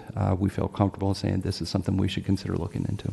Beautiful. With all of that said, I do support the long motion made by my fellow councilman to my right, so I will second that motion. And before I see a couple other speakers here, but I just want, the thing that doesn't make sense to me is to have off-leash, they share the trails. So if you go from one park and you have your dog on a leash, and then you're going to pass people with their dogs off the leash in the same area because they all are the same trails. They share the same trails in that park. So it just doesn't make sense to me to have one park with his off leash and then the other park with him on the leash. So to me, it doesn't make sense. So I would support the motion also. So I'll go to Councilmember Rigby. I wanted to make the point about the petition. I haven't seen it. I would like to see it. And I know that we're dealing with this issue tonight, and it probably will be dispensed with tonight, but I would still like to see the petition. You'll have it tomorrow. Thank you. Deputy Mayor Franklin. The other thing I wanted to ask is, I'd like your opinion on establishing a prohibition on dogs off leash within, let's say, I'm going to throw a number out there, 150 feet of the duck pond, because it is difficult to articulate to folks what the rule is, and we want to keep that area. Is what I'm saying, what I'm hearing in your proposal, the staff's offering, is to keep that area on leash. Yes? Correct. Yeah, and the duck pond is actually greater than 150 feet, I would say, from the actual beginning of any boundaries of natural Yeah, and maybe areas, I've got the quantity of feet wrong. Maybe it's 300 feet. I don't know what it is. I'd have to go out there and measure it. But should we simply add to the rules, no dogs off leash within 300 feet of the duck pond? Does that make it more easy for people to understand what the rule is? It would for me.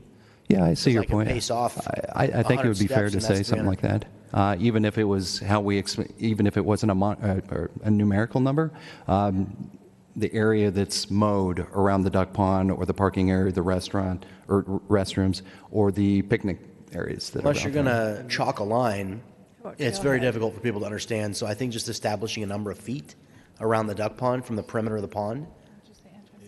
We can look into it. Interested. I don't know. I'm going to John? leave that. I'm going to leave that to staff's discretion. Yeah.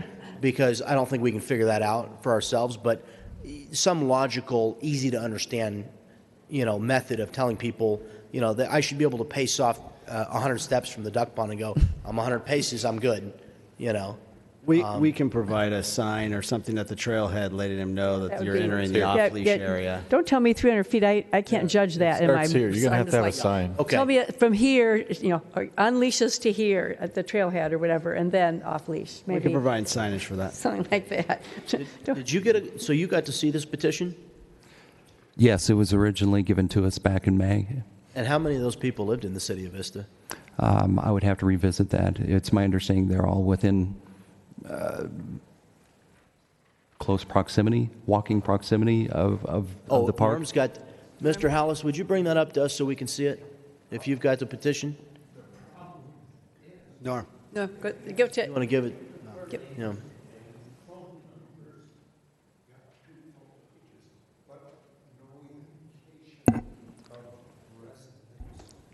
What Mr. Hallis said was the petition has names and phone numbers, but it doesn't indicate whether you're a resident of Vista or not, or what your street is. Okay. Well, I would have to assume the great majority of those people live within the city limits, even though certainly there will be a few that do not. Maybe it's 25% that don't. But,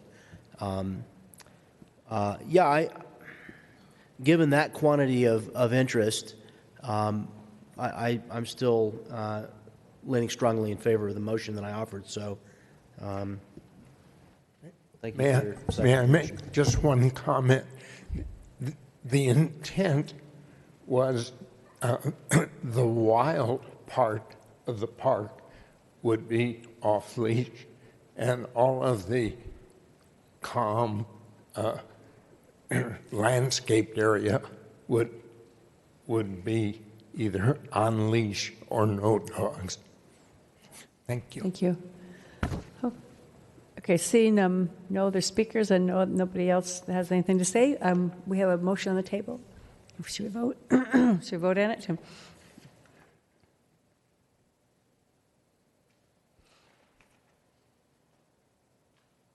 That motion passes with 1 no vote.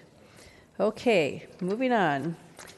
Let's see. The next thing is our public hearing. We're going to open the public hearing. This is a public hearing to receive testimony regarding planning case number P16-0232 Vista Emerald subdivision. And so the public hearing is now open, and our Community Development Director, John Conley, is going to introduce the item.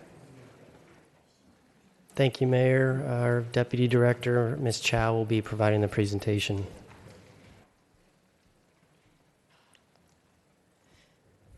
Good evening, Mayor Ritter, council members. Patsy Chow, Deputy Director of Community Development, City Planner. I'm pleased to be here this evening to present to you the Vista Emerald project, which is a request for planned residential development, zone change, site development plan, and a tentative subdivision map.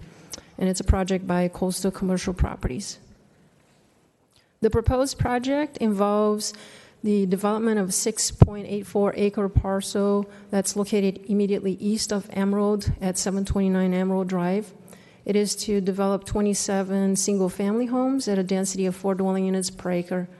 The lots will be ranging in size from approximately 4,600 square feet to about 11,900 square feet approximately. The project will offer 3 different plans for 3-bedroom, 4- and 5-bedroom single-family homes.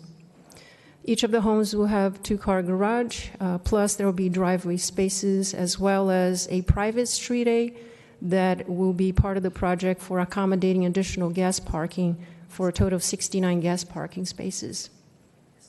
The project includes drainage improvements, wet and dry utilities, all associated infrastructure. They are also served internally through private common driveways in the form of drive courts.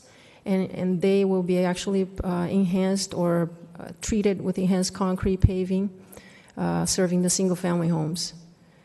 An important feature of the project is that it includes a park with active recreation area for the residents' use, for their guests' use only. And last but not least, there will be preservation of open space as part of the project, which is Lot C, and that's comprised of jurisdictional habitat areas, wetlands, and riparian areas that are under the jurisdiction of the Army Corps of Engineers, the Regional Water Quality Control Board, and the California Department of Fish and Wildlife. Adjacent to or within this Lot C, there is also going to be a bioretention facility basin for stormwater management. As far as required approvals for the project, I listed the planned residential development, which basically allows for flexibility in terms of the design of the project, in exchange for protection of land that has some unique characteristics, in this case, significant environmental features, which is basically the wetlands and the riparian areas at the eastern end of the property.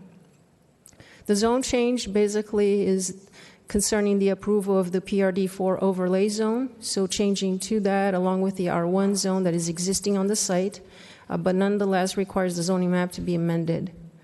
The site development plan allows for the review of the project so that it is consistent with the general plan, the zoning code, and development standards and design guidelines. And this tentative subdivision map basically allows for the division of land for the creation of the single-family lots on the subject property. On this aerial photo delineated in red, it's the subject property that's surrounded mostly by residential single-family homes. To the east of it is Grapevine Elementary and Bob Williamson Park, and to the west is City of Oceanside across Emerald. The site is zoned R1, which requires a minimum 10,000 square foot lot sizes. The zone change that's being requested, again, would allow for the addition of the PRD4 overlay zone at 4 dwelling units per acre. And the general plan is going to remain the same as it currently is right now, designated as medium-low density at 5 dwelling units per acre. Just a view of the project site from Emerald Drive, just looking straight at the site. And here the site plan, just delineating in green, is the common usable, the park area that's being provided as part of the project, which will include sitting areas, benches, barbecue unit, a wood trellis shade structure that will allow for gatherings, events, etc., for the folks that will be living on this project. This is the landscape plan, identifying that 30% of the site is being landscaped, which exceeds the 15% requirement per landscape manual. There will be native and non-native plant materials utilized throughout the site that will require basically low or moderate water use to meet our water efficiency requirements. And as you can see on this slide, further to the east, that's the area that's being preserved, the jurisdictional wetland and riparian areas. In terms of our general plan development standards, As mentioned before, the site has a medium-low density designation, which would allow 34 dwelling units on the site. However, the project is proposing 27, so under the density that's currently allowed. The PRD4 overlay zone, in terms of development standards, I wanted to highlight, for instance, the building height, which is a maximum of 35 feet or 2 stories, whichever's lowest, and the homes are approximately at 27 feet high. There is no minimum lot area or minimum lot width and depth required because the PRD allows for flexibility in terms of the development standards, so that in exchange for preservation of important features on the site mentioned before, the jurisdictional wetlands. So it allows for clustering of the units as part of the project while still providing the density at 4 dwelling units per acre. Approximately 30% of the site covered with landscaping and 42% covered with open space. In terms of traffic, there are no direct traffic impacts associated with this development in terms of the amount of traffic that's generated from the 27 homes. However, there is a cumulative traffic impact at year 2030 at North Emerald and Olive intersection, which will affect the AM peak hours, bringing it to a level of service E. However, we have included a mitigation measure as part of the project so that the developer will be paying required traffic impact fees to mitigate for this particular cumulative impact. And even though there are no direct impacts related to traffic, staff wanted to point out that Emerald Drive will be undergoing a corridor study as part of the 2017-18 CIP budget. This particular study will be analyzing Emerald Drive between Olive and West Drive, and an RFP is planned or expected to be released around October this year, whereby a traffic consultant will be assisting the staff in order to do an assessment of existing conditions along Emerald, gathering input from the community through 2 community meetings, and obtaining their understanding of concerns as far as operational issues along Emerald Drive, and proposing some improvements along it. It is expected that this will be a 6-month process to complete the corridor study to allow these for the addressing of the alternatives for proposed traffic improvements along Emerald Drive. And this will also allow for the city to have a greater ability to obtain funding via competitive process at the federal and the state level. In terms of the architectural features for this project, there are 2 specific design styles, architectural styles, the contemporary Spanish Mediterranean and the Craftsman style. These are 2-story homes, maximum 27 feet high. The Spanish Mediterranean, basically you have at the top is the Spanish style with stucco siding and has tile roofs. The bottom photos are the particular style following the Craftsman characteristics with some wood accents and primarily flat tile roofs. This is the Plan 1, which is the 3-bedroom home. On this slide, you have Plan 2 on the left side, which is your 4-bedroom, and then Plan 3, which is the 5-bedroom homes. And again, the top row is the Spanish style, and the bottom row, Craftsman style, with the earth tone colors, light and some dark colors utilized on the elevations. As far as the environmental review is concerned for the project, a mitigated neg deck was prepared for the project. It is included in the staff report. We also received comments from 5 individuals during the 20-day public review period, and responses were prepared and provided to them, and which is also included as part of the attachment C in the mitigated neg deck. In terms of general plan and development code design guidelines, the project is consistent with the development code, with the design guidelines and the general plan designation. And again, the density of 4 dwelling units per acre is below what is allowed currently in the general plan.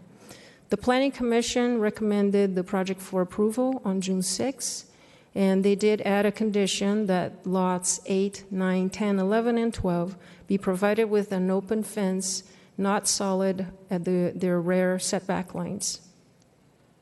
With that, the recommendation is for approval of the mitigated neg deck, the planned residential development, the site development plan, and the tentative subdivision map for the 27 homes, and also the adoption of the ordinance approving the zone change to add the PRD4 overlay zone to the R1 zone as part of the project. This concludes staff's presentation. I'm available for any questions you may have this time. Thank you. I have five speakers. Do you want to hear speakers first? Okay, we'll start with Ken Lowe, and he'll be followed by Karina Contreras.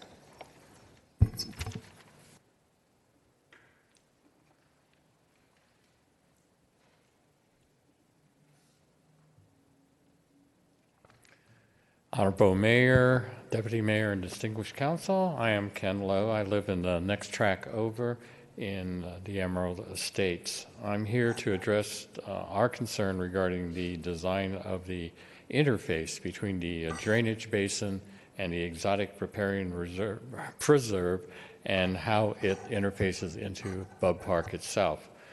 Just for, not for your information, for the developer's information, how we became the Neighbors United for Bub Williamson Park is that in about a week's time from now, bulldozers would be starting to tear up the natural turf of the park and to construct an artificial turf adult soccer arena that would be open 7 days a week, and its noise and lights on until 10 p.m. We have managed to stop the construction temporarily and are in the process of trying to preserve our quality of life for us and our riparian neighbors, as well as hold the resale value of our homes, which is the sale value of your homes. We feel that the developers were not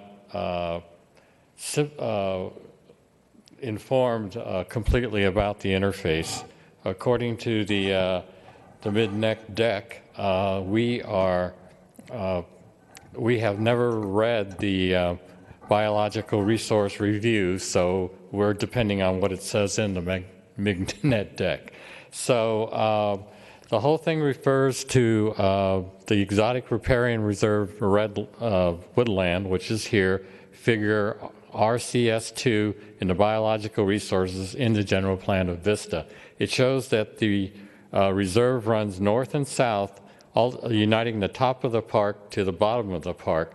Mike's Nursery has always had a cutout here, and what we're proposing is the reunification and the restoration of the riparian reserve as part of the improvements that we're trying to do to Bub Williamson Park.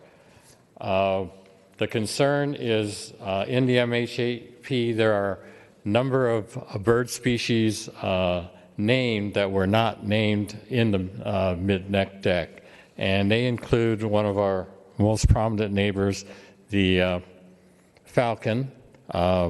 Here is the MHCP's map of Vista with all the falcon habitat areas, and as you can see, Bud Williamson Park is part of that.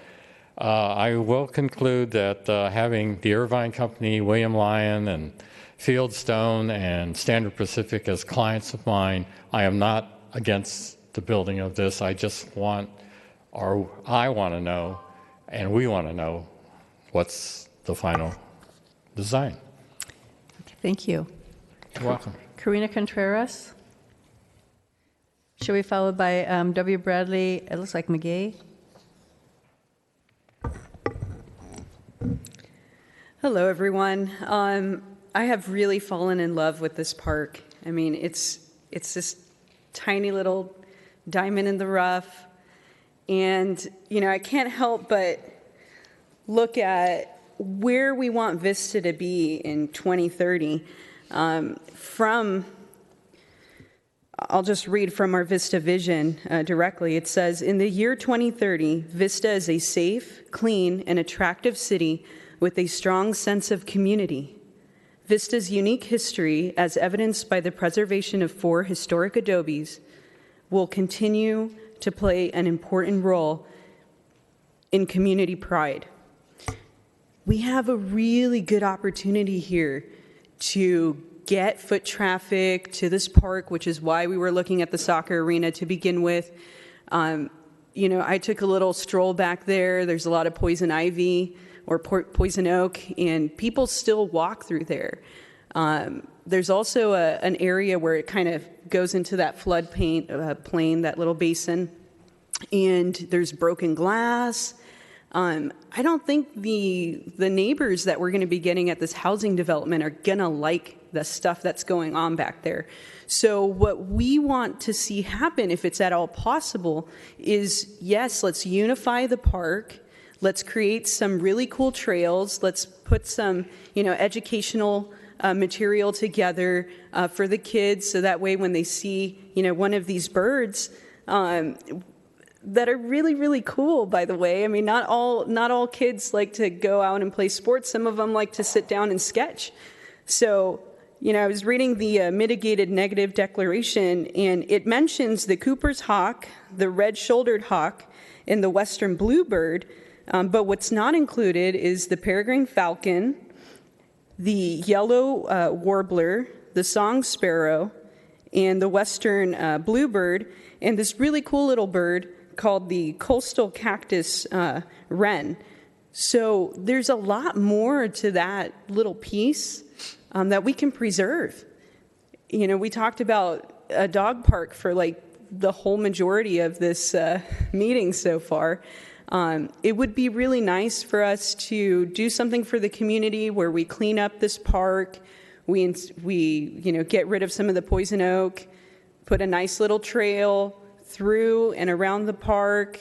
Who knows, like maybe we can have, some really cool things at the park, like a movie at the park where we do some educational documentaries, and then people can take a stroll and see if they can find these birds. But I appreciate you listening to what we have to say. Thank you. Thank you. W. Bradley, looks like McGee, and then followed by Christine Lowe. Hello, good to see you again. Just following up on what Katrina said. Also, I'm not against the development, but my interest is also that touch point between the development and the preserved area, and also Williamson Park, and that particular end of the park is probably the least use of it, the northern edge of it. And at one time there were some plans to have that trail developed, and I talked to somebody at the city here about that back in late, I think 99 or 98, on talking about something else, and that came up, and the city had some plan to, they didn't have the money at the time, but it was supposed to develop that eastern end of it, and there was even a sign at on Ruby Street and Ravine there that said Bub Williamson Park. The post is still there. The sign's gone now. And the first part of that is paved with a little walkway, and then it turns into asphalt, and then that goes away, and then it turns into the poison oak, and then it turns into that area where Councilperson Rigby saw where some people were hanging out at, and then it comes up kind of around the dog park. So it loops around the little notch of the development, but it's a nice little trail. It's just nothing's ever been invested in it, and I think it would be I think this is really the perfect time when we're talking about redeveloping the park. We're talking about some houses coming in, and if we think it through right, I think it could be just a win-win all the way around. If that end was developed, you'd get more neighbors coming in to use the park coming from that side rather than having to go around Grapevine Lane. So it would increase the usage. It would preserve wildlife if it's set up like you did the other trail that the conservatory group worked on, which is real nice, that I've been on several times.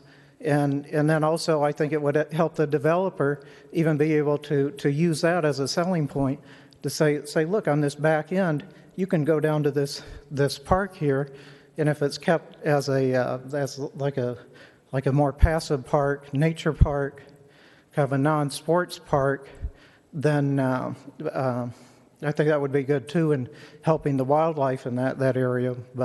So I think it's just good all the way around between the developer, the park improvement, and the nature aspect. And thank you. Thank you, sir. Christine Lowe, followed by Kimberly Cross-Purdy. Mayor Ritter, Council, my name is Christine Lowe. I reside at 558 Collins Street. I am grateful for the opportunity to speak to you tonight on the riparian habitat located on the western edge of Bub Williamson Park and adjacent to the proposed housing development. I would like to reference the discussion section of the mitigated deck for the Bub Williamson Park Rehabilitation Project. It declares the vegetation in the drainage channel is identified as exotic riparian woodland in the general plan, Vista 211A, which the city considered a functionally important in the role it plays for the native wildlife species. It is also a valuable habitat because it can potentially be restored to a more natural native condition, Vista 211B of the general plan. Given the current disturbed condition of the project site, candidate, sensitive, and special status species are unlikely to occur on this site, and impacts will be less than significant. I believe this statement is incorrect and short-sighted at best. It fails to take into consideration the long-range effect of a fragmented natural habitat on wildlife and the function that wetland areas have on the ecosystem as a whole. This small but precious strip of land is in danger of disappearing altogether. If this happens, the ecosystem that sustains the naturally occurring wildlife will cease to exist. It will also guarantee that the runoff that now flows out to sea will be polluted by fertilizers, pesticides, and other wastes. This phenomenon can be inverted by eliminating the invasive species that now overrun the area, replacing invasive plants, and restoring the appropriate native plants indigenous to the riparian wetland will naturally cleanse the rainfall of pollutants and allow it to naturally return to the aquifer for future needs.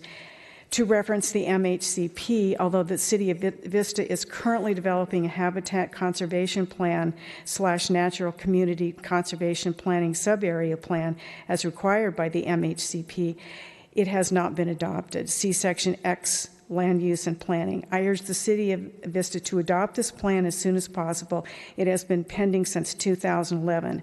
I also request that the city and our neighboring community work to find solution and points of collaboration with the builder to preserve and reunite the section of the riparian woodland area that is now fragmented. Federal and state grant money can be found to finance the removal of the invasive species and facilitate the planting of native plants. It is also my hope that the builder can incorporate native plantings into their landscape plan, particularly on the edge of the development closest to the habitat. Natives do not need fertilizers and pesticides to become established. That will eliminate toxic runoff into the wetland area.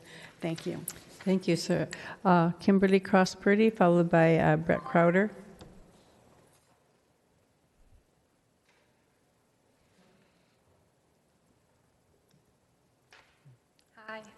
My name is Kimberly Cross-Purdy, and as I spoke before, we're part of a group called Neighbors United for Bub Williamson Park. I have to tell you, we have been meeting at Bub Williamson Park for the last 3 months, and every time I go, I am in awe of the natural beauty that this park holds, and that includes the riparian area. As my neighbors and I have spoken about it, how important it is to keep that part of Vista open and natural. I kind of want to speak a little bit from the heart here, because I did grow up in Vista. I grew up in a rural part of Winna Creek where we had lots of places to run and roam and be imaginative and creative. One of the things I like about this little park that we have in this riparian area is it reminds me of Bringle Terrace Park, of fishing for crawdads in a little creek.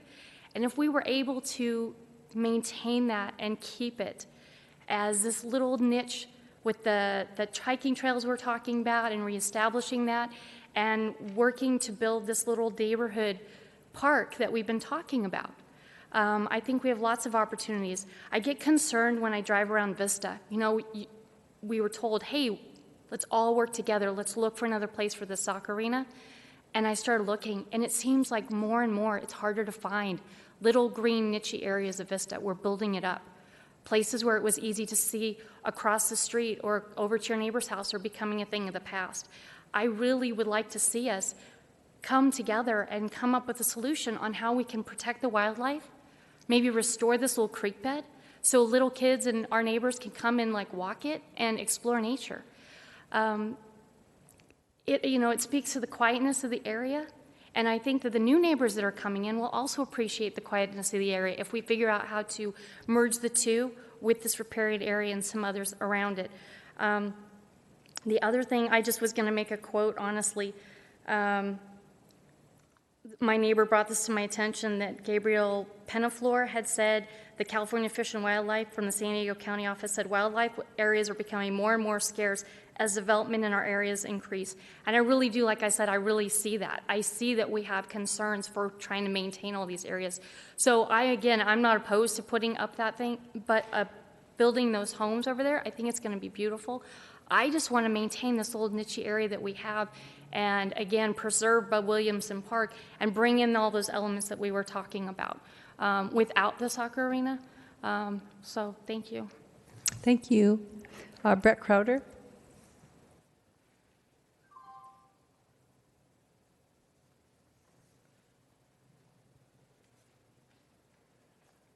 Hi, good evening, Mayor and Council members. My name is Brett Crowder, representing the developer, Coastal Commercial Properties. Just wanted to respond to a few of the comments. We completely agree. I've walked that trail over to Bub Williamson many times, and we see it as an amenity and something that we work to preserve. That's why the homes are clustered towards Emerald Drive, and we've got that open space dedicated. I just wanted to make clear, because I think there's a little bit of ambiguity, we don't touch the wetland area, that riparian area. There's a setback there. We don't encroach on it at all. We've got a 10-foot setback from touching it at all, and then we've got a 50-foot setback before the structures are even started. So we respected that area, and look forward to any other comments or questions that anybody might have. Okay.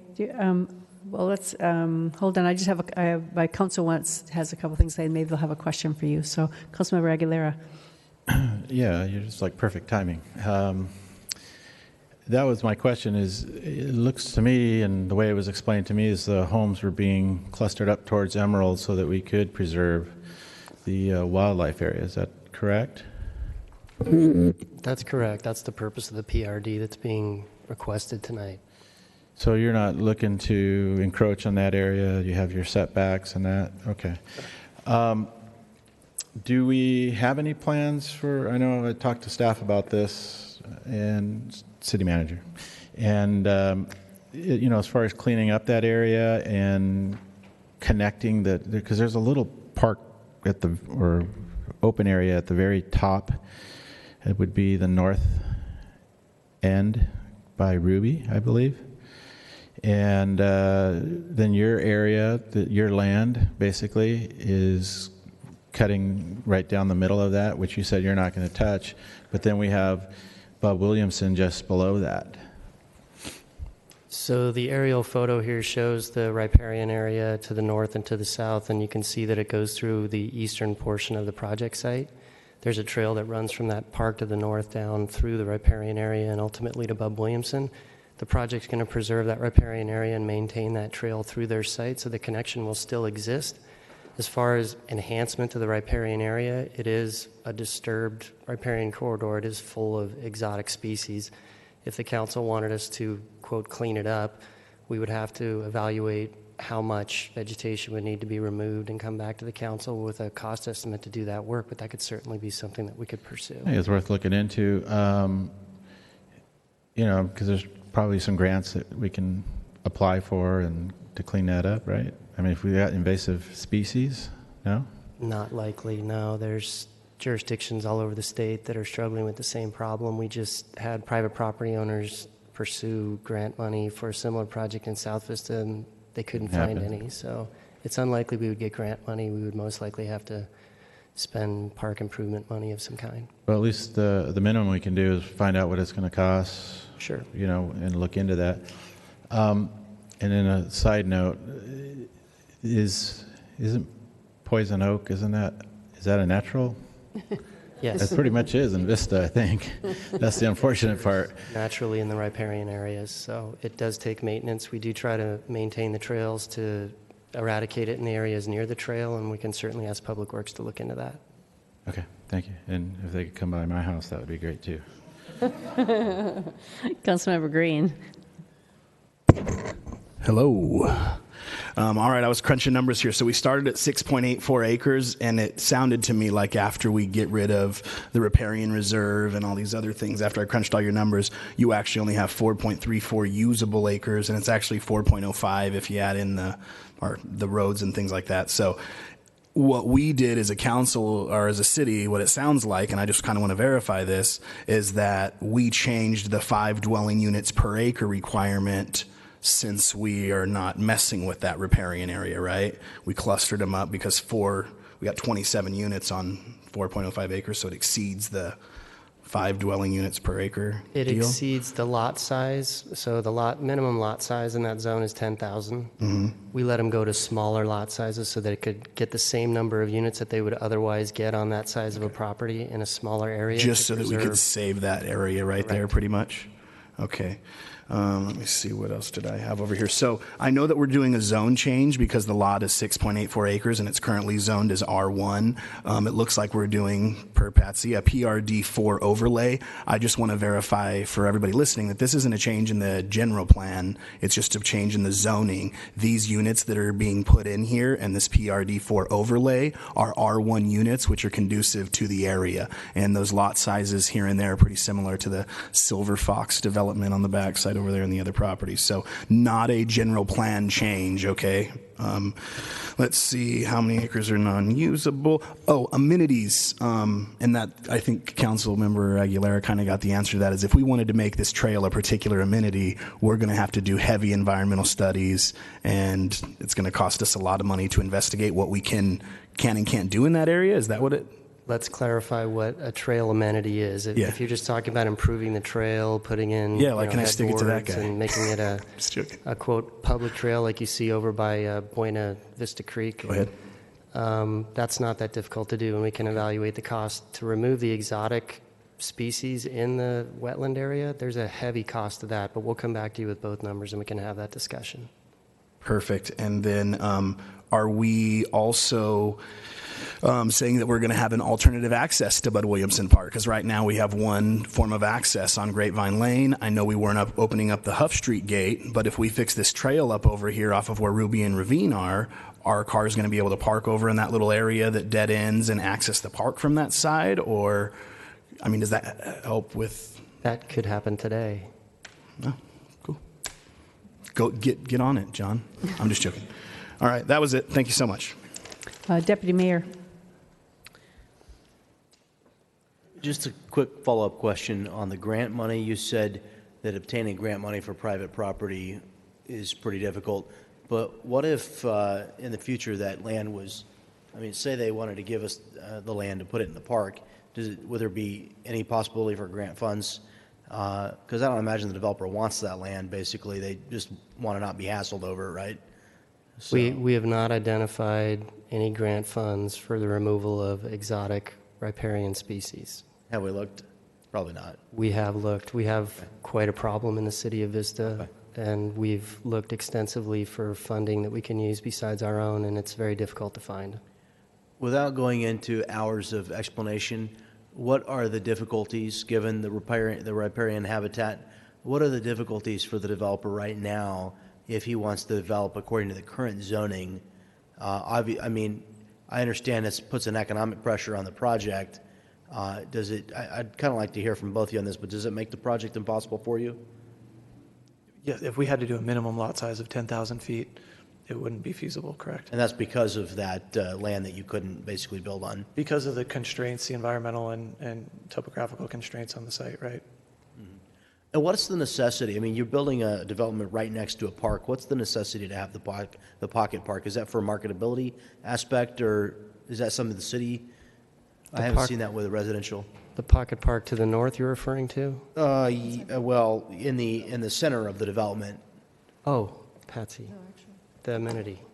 The amenity is part of the PRD review, so it's kind of looking for a project that's above and beyond what we normally would see. And so we asked that specifically the pocket park to be part of the project. What does PRD stand for again? Planned residential development. Okay. So I'm just trying to get this straight. We're building a neighborhood. It's right next to a nice neighborhood park. And we told them to make the development more palatable, give up 1 or 2 home sites and build this little pocket park. But I'm just wondering if the homeowners wouldn't have rather had that space in their lot size, because that was a pretty good chunk of land that we made them set aside. And they've got access. I mean, most of us aren't lucky enough to have a home this close to a city park, but they've got it. So I'm just trying to figure out if we're, and it sounds like we strongly encourage them to include the pocket park. You know, I'm just wondering what because as a homeowner, I like to have a little bit more land.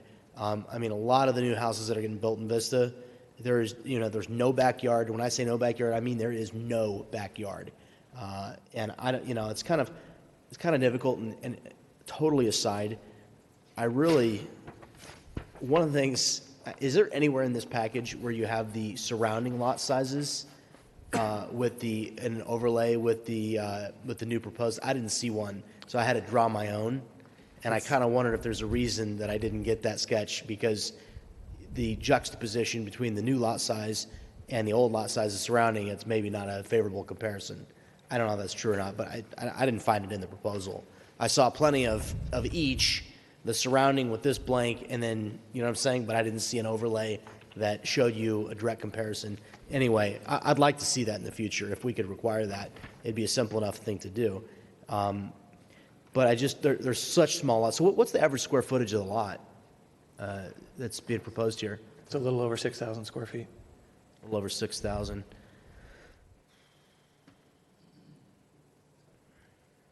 Yeah, I mean, it's quite a bit smaller than, so, and what are we seeing here in the surrounding? Those are quarter acre? They're 10,000 to the north and south. 10,000, just a little less than. There's some 6,000s below that to the south. Are there? Okay. There are also some other PRDs in this area that did comparable types of design where their units were clustered on smaller lots.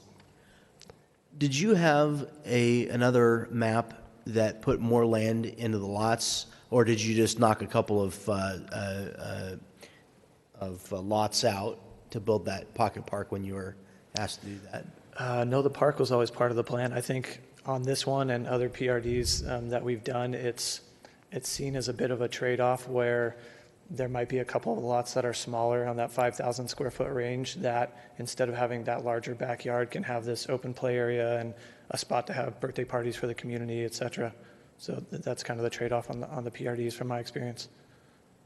I'm going to ask both of you for your opinion on this, but given that you're immediately adjacent to a nice neighborhood park where you have places to do birthdays,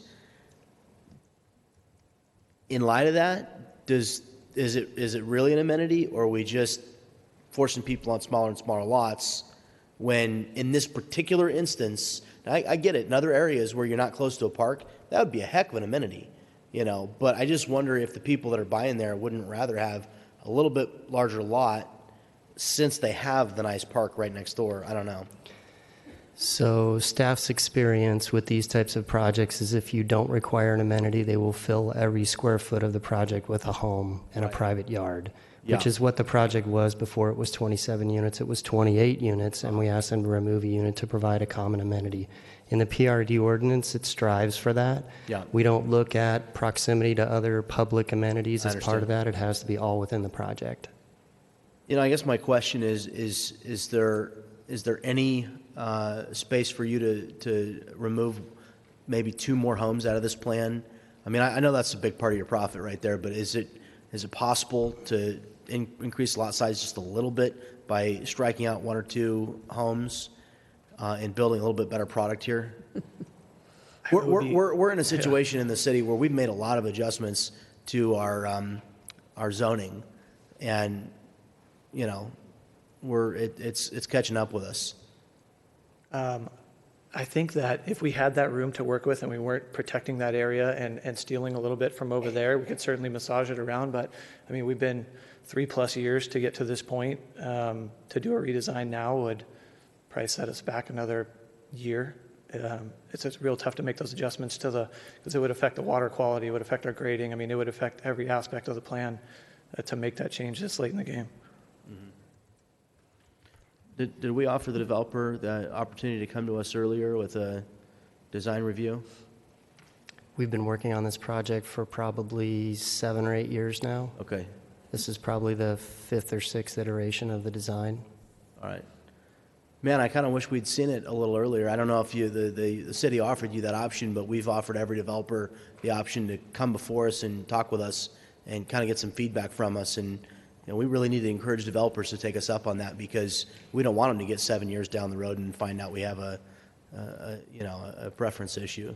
So, especially where there's a zoning change that's requested, that zoning change request that should be, Well, we now have a policy in place that we do bring those to the council for discussion before they're initiated. That's great. This just started before that policy went into play. Okay, I see. All right, well, that's all I've got for right now. Might I just add that everybody doesn't like bigger lots? Some of us like small lots. So, I don't have a problem with that. So, okay, Councilmember Rigby. Thank you, Madam Mayor. I think a lot of the concern, or some of the concern, comes from the map that you have, and this one is in our book, where you have Bub Williamson Park, and then you have this coming through showing your development into that edge of the park. And I understand the concerns about that. And when you talk about looking at whether or not we can make the trail an amenity or leave the trail in that area as it is, I think, Mr. Conley, you said you could look at the numbers on the trail cleanup and bring that back. But my concern is, because part of the trail cleanup, as you intimated, would include the removal or relocation of some of the exotic species down there. And that's going to have an impact on the environment, that's the natural environment down there. And I would not want to see that. That would not be what I would want this project to go in that direction. I don't think making a trail per se is something that we want to do as part of an amenity for that project. What I would like to see is that area be kept in its natural habitat with as little impact as possible, because we do have a lot of species down there. We do have some pretty incredible things going on down there. And I think it's important that we remember that and we keep that intact. I thought your little pocket park was in an odd spot on the edge, the way it is. I mean, just visually looking at your map, it just seemed kind of in an odd place to me. I'm not opposed to pocket parks, as the city manager can tell you.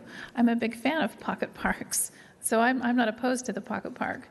My only concern with this project is keeping the wetland space in its natural environment, but because it is part of your project, I'm concerned about any future issues with it or future plans for it. I would like to know that in perpetuity, if it is left in its natural environment, that it would remain that way in perpetuity. And I didn't see anything in here to talk about that. So I agree with Deputy Mayor Franklin. I would like to have had a sit down with you a long time before we got to this point to talk about some of these issues. Just with your comment on the map that you showed, that's just the property line. And I know that property line obviously segments the trail, Right. but that whole part of the trail and the jurisdictional wetland doesn't get disturbed. And all of those animals don't get disturbed down there. Right. I understood that part of the conversation. And then the conversation evolved into whether it's a trail amenity, can we clean it up? If we clean it up, we got to move the little animals. But my point still is that's still part of your project lot line and your property. And I appreciate that you want to keep it the way it is, and so do I. I just would like to have more of a guarantee that in the future you're not going to change your mind because it is your property. So I don't know how you address that, but again, just to reiterate, I would not be a fan of making the trails an amenity to it because of what you'd have to do that would disturb and impact the environment that's going on down there. I'm not a fan of that. So to address your concern, we could, or the council could impose a condition to record an open space easement over that area, which would require that it be maintained in perpetuity. The trail that's shown on the plan is the existing trail and sewer access road, and there's obligation on them to improve it to a condition, that would warrant a park trail. I But knew we beyond had that, something we could do. If we could do that, I'd appreciate that very much. We're happy to do that. That Thank should just you. be part of any motion made tonight. Okay, thank you. Councilmember Aguilera. Yeah, I would agree with that. So I like your project.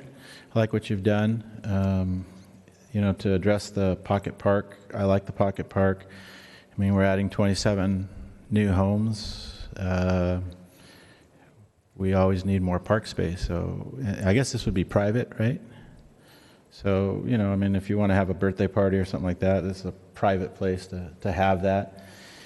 And then I did the math. I mean, it's 300 feet for every property if you threw that into the mix. So I don't really think, and I don't think it's going to actually work out to that even. It's usable. So I don't think anybody's going to gain.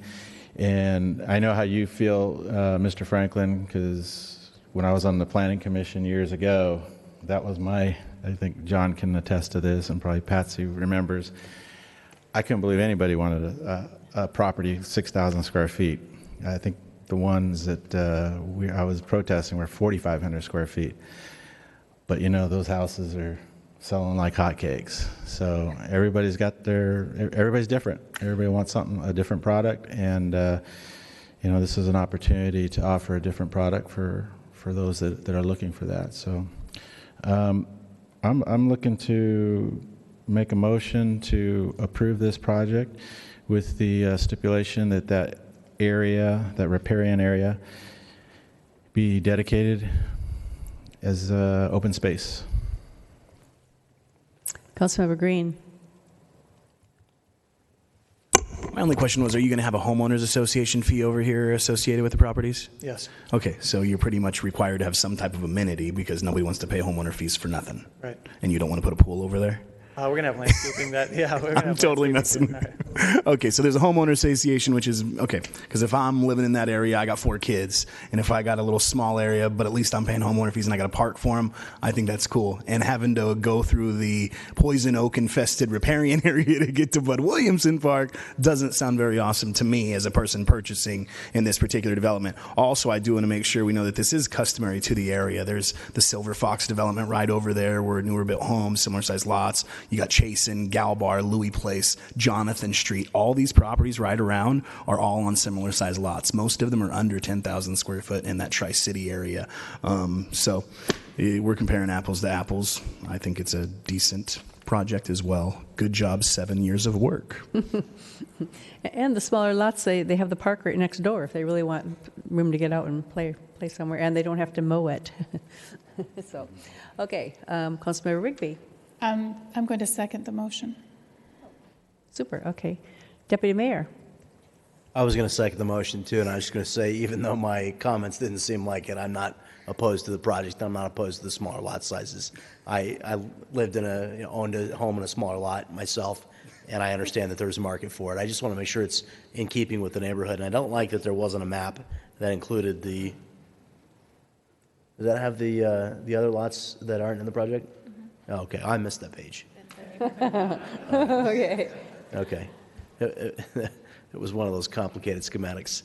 Anyway. Okay, so if that's all the comments, then can we close the public hearing? Did you close the public hearing with your motion? You did. I'm sure you did that. I closed the public hearing as well. So can we call Part of for the a motion. vote? Please cast your votes. That motion passes unanimously. The next thing on our agenda, we have one more thing tonight, our discussion item. We have just one discussion item. It's the time machine sculpture in downtown Vista. And so Recreation and Community Services Director Theron Dickman is going to be available to introduce the item.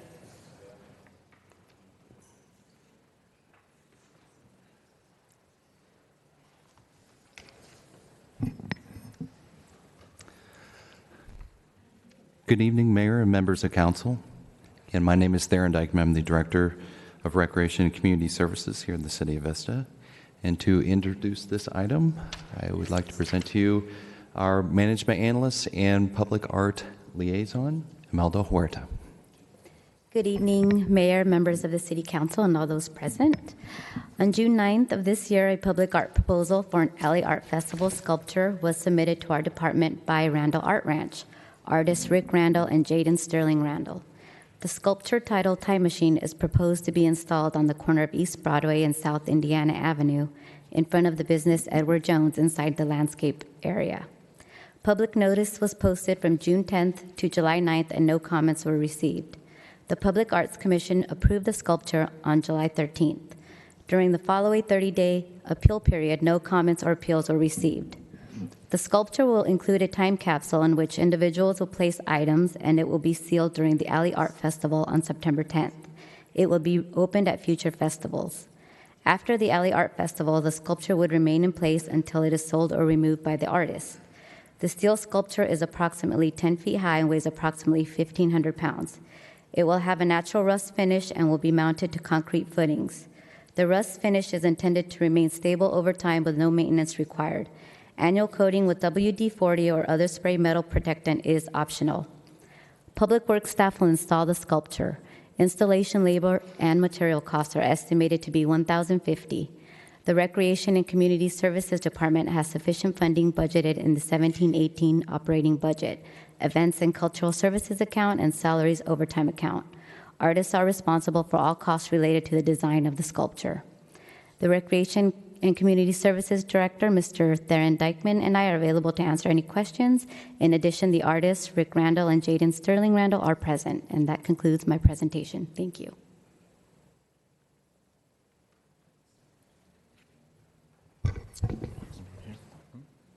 I was just going to say there are no speakers for this item. Okay, thank you. All right, so Mayor's taking a break.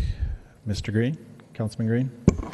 Were the local businesses notified of the structure that was going up in front of their businesses, like the Edward Jones over there and people like that? Like, did we send out like a letter that said, hey, we want to put a 10-foot time machine in front of your business? No, we don't generally formally send out a letter. Okay. However, we did notify other members of staff, such as economic development staff, and let them know that there's an intention there. So you think that EDD has notified those businesses? Have you verified that by any chance? I haven't verified that. Okay. Councilman? Yeah. We have Kevin Ham here, our Economic Development perfect. Director. Maybe Kevin can tell us if the VVBA was notified or the businesses. Cool. So you have Edward Jones, you have Straight Edge, you have the record store. Got the new hot dog joint coming in across the street, right? Across the street, yeah. Like, did they?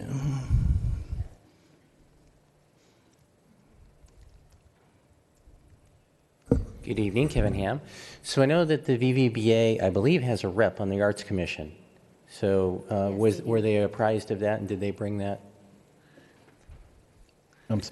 Yes, as far as representation on the Public Art Commission, there is a VVBA representative. No one specifically from the businesses you asked for, but VVBA through that mechanism. So we're assuming VVBA has contacted the local businesses and verified with them that they're getting a 10-foot time machine in front of their building? I can't make that assumption. Generally, that's just the process that's been in place. Oh, no, I understand. I'm just wondering, I mean, from an EDD standpoint, I would think that's going to be really important to those businesses, especially that new business that was just purchased right there. As somebody who was purchasing a property, I would want to know if something like that was going in. And I feel like, I love the Randalls. I love their art.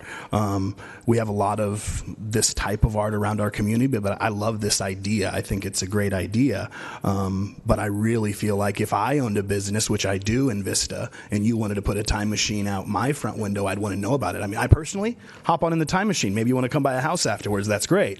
But does Edward Jones know about it? Do the hot dog people know about it? Does Straight Edge know about it? Does everybody know? And I would hate to authorize a $1,050 installation of a time machine and then Brad Peterson, who works for Edward Jones, very involved in our community, come up and say, man, really? Nobody knocked on my door and said, can I put a time machine in your front yard? So that's a big deal for me. As far as the area and the piece, I think it's a fantastic idea. I'd also like to know from our Parks and Rec if there's any sunset dates on any of these pieces. I know they're loaned to us on consignment, but from a standpoint of changing the scenery here and there, are we going to have any new art that's going to come in to take place of the old art at the new festivals? Are we searching for additional artists to give us these pieces? Where does all this come from? And then obviously we want to notify people when we're putting it in. So lots of questions for you. Go ahead. This is definitely something we can look into. The Randalls were the only artists that submitted a proposal for an Alley Art Festival sculpture. Did we send out like a notification for participants to put in sculptures that we were going to possibly put in our city? No, they just submitted a formal public art proposal request, and those can come in randomly throughout the year. Okay. And so we only received one for this particular festival. Okay, and you don't know what the process is for getting submissions per se through that art foundation? This wasn't a call for art, and not every piece of art that comes our direction comes through that process of a formal call for art. Sometimes we just get a proposal such as this, and that's fine. Not everything will be planned in that particular mechanism. I'm interested by the concept of a sunset clause, the possibility of that. We don't currently have that, but as Ms. Huerta said, that's definitely something we could look at. Okay, we don't have any written agreement that would be non-alterable per se in place already, right? Where we said, hey, you can leave this stuff up forever. Like everything's on consignment. We can do what we want as a city per se. There are stipulations within the agreement which allow both parties to have an out. Okay. If the artist decide, you know what, I have another purpose for this, or if the city had made a different decision and said we want to go in a different direction, or, for instance, if there was a sale of the art. Okay, thank you. And if you're looking, after you have the discussion, if you're looking in the future for us to put sunset clauses in or to do a call for artists for art that goes in the public right away, we'd be happy to amend the policy that we have and take care of that. Councilmember Rigby. Thank you, Madam Mayor. First of all, I want to say thank you to the Randalls for submitting art. You're very active in our art community in the city, and it is appreciated. So just to follow up on the question that Councilman Green had on the art that we have downtown already, and we have the Alley Art Man, the Alley Art Woman, the Alley Art Cat, the dragon. Well, that's a kite, though, correct? So the art pieces, are they on consignment, or do they? I understand they do not have a sunset, so they're just there forever at this point, theoretically. Is that correct? It depends on the piece. Okay. When you're referring to the kites, the majority of those, 6 in particular this year, they're on an annual basis. Right. After that, there's a call for artists, and then we decide whether or not any of those particular items stay on consignment. Right. Currently, I believe there are 2. There are a couple kites throughout the community that are on a permanent consignment. Right. When it comes to the pieces of art that aren't kite, again, it depends on the particular piece. And I know that for our attorney wants to speak. Could he interject, maybe? Maybe he has something to answer your question. The attorney, no, on this. Thank you. There is a specific public art display agreement. It's in your package for this type of project. And under the terms of that agreement, either party can terminate the agreement on 14 days' notice, and then within 30 days, the art would be removed. So, although there's no set sunset date, the city retains the ability at any time to move on to something else. The second thing I would mention is that consignment is a technical term of art. These objects, these artworks are not on consignment because that would give the city certain responsibilities to care for them and sell them.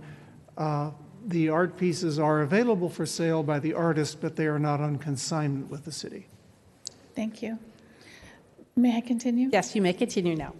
And then my understanding is that with the kites, we actually sometimes rotate them because I know that they travel around the city, and we give other opportunities to the city to see them. So my concern with this is we have a lot of this type of art downtown, and my particular vision for the art in Vista is to have a little bit more diversity with the art as far as the type of art that we have, and especially to have a high concentration of one particular type of art in our downtown area. And I was kind of surprised to hear that you hadn't had any comments, because I have had quite a few comments. And also to have more different artists coming in and adding art to our downtown, as well as to the rest of our community. Because I would like to see some of our art pieces, in addition to the kites, some of the other art pieces make their way to other parts of the city as well. So I would like to see different kind of art, not another piece that's like the art man and woman and cat and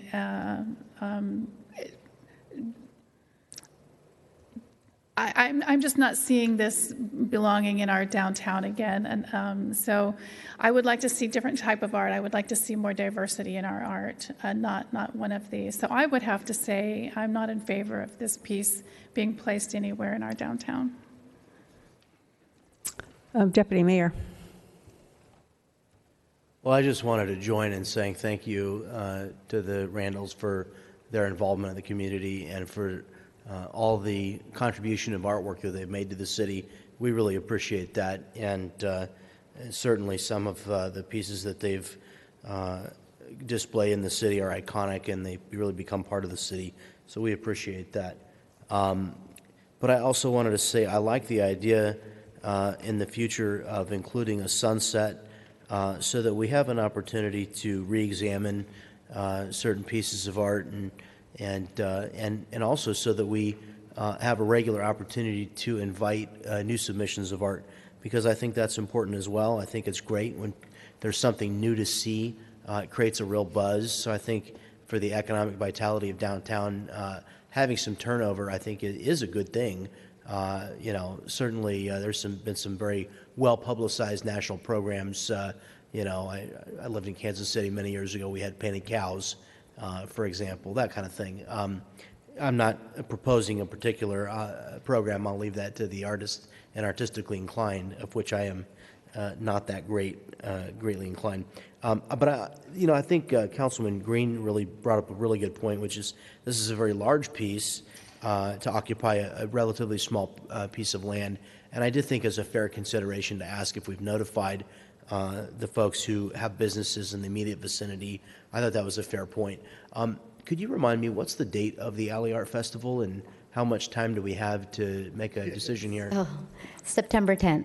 September 10th. Do we have a meeting between now and then? And they need some time to install the piece, right? So our next meeting is September 12th. Okay, so it's now or never. Okay. We haven't heard from the artist yet about this piece. I'd love to hear a little bit about the piece, and was this piece designed specifically for the Alley Art Festival, and what's the history of it, and is there any more you can tell us in just a minute or two about it?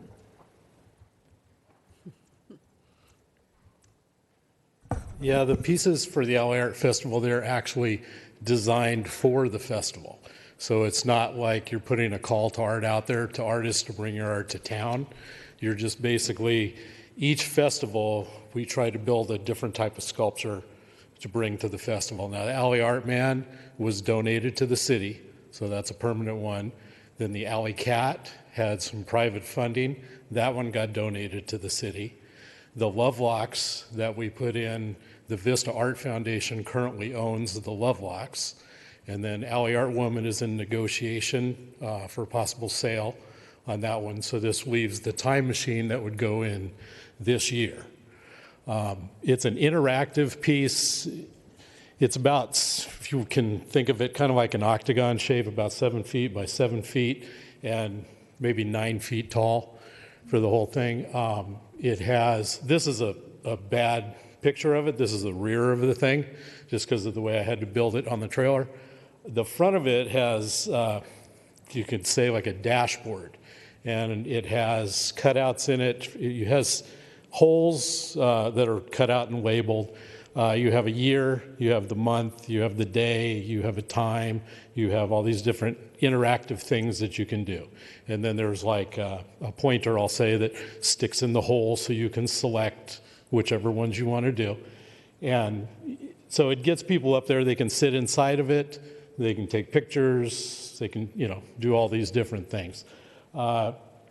It's got a time machine, not in that picture right there, but there's a capsule that we designed to put on the back of it right there, and we made some custom medallions that the people buy them. It's a fundraiser, so we're going to sell those. Then the people have an engraver that we supply, and they can engrave whatever they want, their names, a quote, a prediction, whatever, on this thing. And then we're going to take all those and put them in the time capsule. And we had talked about for 5 years. Hopefully this whole project goes on past that. But anyway, and then 5 years from now, at a future festival, hopefully, we would open the time capsule and everybody can have their predictions back and things. So just trying to give it something different. But I agree what you're saying about these different times, and you want different types of art and all that kind of, that's great. Bring in all the art that you could bring in. The reason that these are there is because of the festival itself. Just like the murals that we've left behind as well. Yes, like the murals that have been Space painted Coyote and the Honey for Cat. each one of the festivals. So, And if I could just ask staff, what does the $1,050 consist of in expenditures?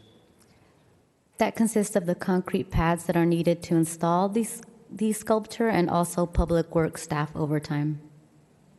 We're going to pour a piece of concrete for only $1,000? it's minimal. Yeah, Costs us very $20,000 to do an The size ADA of the sidewalk. two pads that are needed, one is cut. 2 feet by 4.5 feet, and the other is 2 feet by 5 feet. So Yes. they're just like concrete strips, and that's just for it to sit on, because it's in the planter. If it was to rain, it would kind of start to sink down in the dirt, and we don't want that to happen. So it's basically just something for it to sit on. And there's a little difference in the ADA requirements for a walkway than these strips. Slab of Come on. cement. Come on, Mr. Johnson. Just a little dig. I apologize. I found out when we put a stop sign in, it cost $20,000 to put a stop sign in, even though they said it was $650. So, I have a long memory like an elephant. Is there any, I mean, can we do anything about the $1,050? Is is that staff time or what's, I don't understand. If it's a few pieces of concrete, are we paying a contractor to do that or? No, our public works staff will be out there. So really that's labor. 'cause Right, the concrete materials doesn't and cost labor. that much. Are they bringing in a truck or are they going to mix it on site? You don't know, do you? I'd have to ask Yeah, okay. Public Works. Okay. All right. So boy, if we're going to put concrete pads down, I mean, this gets to, it really is, this is something we intend to be there for a while. So, okay. All right. Thank you. Okay, Councilmember Green. Okay, so first thing is, I heard our attorney say that the sculpture is not on consignment because that would require us to do some things. However, if we look at Exhibit A, public art proposal form, it specifically says they are not seeking to donate. They are seeking to give it to us on consignment. And item number 5 specifically states the artwork is on consignment. So I want to make sure that if we do approve this, we change their public art proposal form to not be on consignment. Councilman, we don't need to change their form because they're signing our contract. Oh, perfect. And our contract specifically says, artist acknowledges and agrees that the city is not acting as an art dealer and that the artwork is not on consignment as those terms are used in Civil Code, Section 1738.5, et cetera. Okay, so even though they changed our form and initialed it and put on consignment, that supersedes their form when they sign the contract? Yes. Cool. And it doesn't cost us any money for this sculpture. They're donating the sculpture. Other than the $1,050 for installation. One thing that kind of, that I got from the artist is that it changes every year. Is that every year you just make a piece based off the theme and it just gets submitted, and that's what the Alley Art Festival is. And that there's not a whole lot of community involvement. There's the Arley Out Festival could kind of pick what the theme is. They build it, they put it in, and there's one person who builds it, and that's what the deal is. The Vista Art Foundation as a whole. And it looks like every year, if I'm not mistaken, just let me know, you're planning on bringing another big piece of art like this every year to the city that you want to have installed permanently? That's what it's been. You know what? You need to. I'm sorry. Yeah, please come up. I'm sorry. If you're gonna, if you talk so everybody can hear. Sorry. Sorry. That's all right. No, at this point, the foundation doesn't have a plan to continue the festival unless we can. We fund it entirely ourselves. Mm-hmm. The Vista Art Foundation does. The city doesn't fund it at all. We do. We buy donations and grants. Mm-hmm. So, I mean, we've approached the city about trying to help us fund it, but they don't fund it. So it's the foundation, our group, or our board. We talk about the festival for each year. What do we want the theme to be? How do we want to work it? What artists we want to bring in? So it's totally and completely run by the Vista Art Foundation. I understand that. I just feel like the effect of what is produced affects the city as a whole. And I think you would agree with that as well, that even though the Vista Art Foundation does it and funds it and everything, citizens of Vista have to go by and check it out. And I got a lock on the Locks of Love. I have a heart for Maureen Barrick. She's my homie, was, God rest her soul. But I know this was something she loved. And I love the idea of this particular structure. This is something that I would have easily supported tonight had I been able to verify that everybody who was going to be affected was notified and they were on board. And if I can't verify that, that's my biggest thing. One of our supporters, he makes a large donation to the foundation every year for the festival. Okay. Labrador Records is also one of our supporters. Straight Edge Barber Shop. What about the hot dog place? Well, that's Lev, and Lev is one of our supporters Okay. as well. Yeah. So Okay. the people that you're referring to, they do make donations. Well, to Lev the sold festival. it to somebody, right? That's No, Straight this week Edge it's is his haircut. not owned by Lev. The hot dog place. The hot dog place. Dog house. Yeah. That's what you're referring to. Okay, so the only one we really haven't notified, in your opinion, is the Straight Edge Barber guy that you know of, right? That you don't know. And that's my thing, is if I was going to want something like this, I would want to make sure all my I's were dotted and my T's were crossed. And when I look at the picture where it's going to be, it does sit right in front of those two businesses. Well, Karina, our event planner, does go to all the local businesses because they have to sign off for Mhm. the festival. So she has verbally been in communication with all of downtown. Okay, about so you guys can verify that this is what, you know what I'm asking for. I'm saying, can you verify you've spoken with these business owners and they're behind that? No, Karina, as part of her event planning, has to go around and have each business sign off. And Karina's not here. She's not here, no. As far as she's communicated But it's that all with them, I been, don't know. it's all. And they been see a done. picture of it and everything like that? Paperwork is all turned into the city already. So you guys have all of her paperwork, whichever department it is, I'm not sure, that's working on it. So can we figure, Patrick, That's verifying that Karina's work is for the Alley Art Festival and the Right. businesses are notified. I Right. think there's a difference here on whether they It's real specific. have looked at the specific piece and verified that. Okay. I personally want the piece in my town. I just feel horrible about slamming it down people's throat without making 100% sure they're okay with it. I've been working in my business for 20 years, and when something happened outside my business, it fired me up when I didn't hear about it, and I want to make sure that we give every business owner the same courtesy. Is there any way to motion to approve it under the premise that we verify that the business owners that it's going to affect support this art piece in front of their, because I know we don't have time to bring it back to us. Is there a way to say, okay, we'll back this, however, we need maybe written verification, somebody should want to get that, stating that they've seen the art, they've been in business for a real long time, and they're okay with that art in front of their business. And does the notification include everybody on that side of Broadway? Or I would say you want it to just be the surrounding properties, the within 3 500 feet of the structure, say, or within 1,000 feet of the structure? What's normal? I think that's the whole downtown. Downtown. I mean, How many letters is that? That's what you're. If that's what you're. No, I would say the people on that street, on what is that, Broadway back there? Both sides? Broadway, and tell me what the street is right there on the corner. Indiana. West Broadway and Indiana. So west of Indiana on Broadway, or both sides of Broadway? I would say every property on that corner that it's going to visually affect. If it's going to be within their eyesight. Okay. The liquor store on the corner, B&B Liquor, they don't care, okay? It's gone. The mortgage company, Allen's Alley, nobody cares. But the Edward Jones right there, the barber shop, the new hot dog owners, I mean, we're talking 4 or 5 people. The yoga studio and Yoga, there Yellow you go. Deli over there, and then Belching Beaver. There you go. So, I mean, we're less than 10 businesses, in my opinion. Shouldn't be too much money to figure that out. And if we say, hey, we'll do it if they're okay, and we don't ruin your art festival, I would be okay with making a motion to that effect. And just to clarify for your motion, if there's, is it a 50% plus one, or what are you looking for? I mean, is it 100% or is it just a majority? Majority. 50 plus 1, let's say. At least it's something, as opposed to absolutely nothing. Okay, Councilmember Rigby, I guess, are you done? Yeah, I'm good. I think I heard you answer Councilman Green's question about the fundraising, and you said that it's a fundraiser for the Vista Art Foundation? It's for the festival, right. Okay. And the Alley Art Festival, and I know that every year you do a sculpture like this. Is that the theme every year? Is it the same theme? Is it steampunk every year? It's been so far.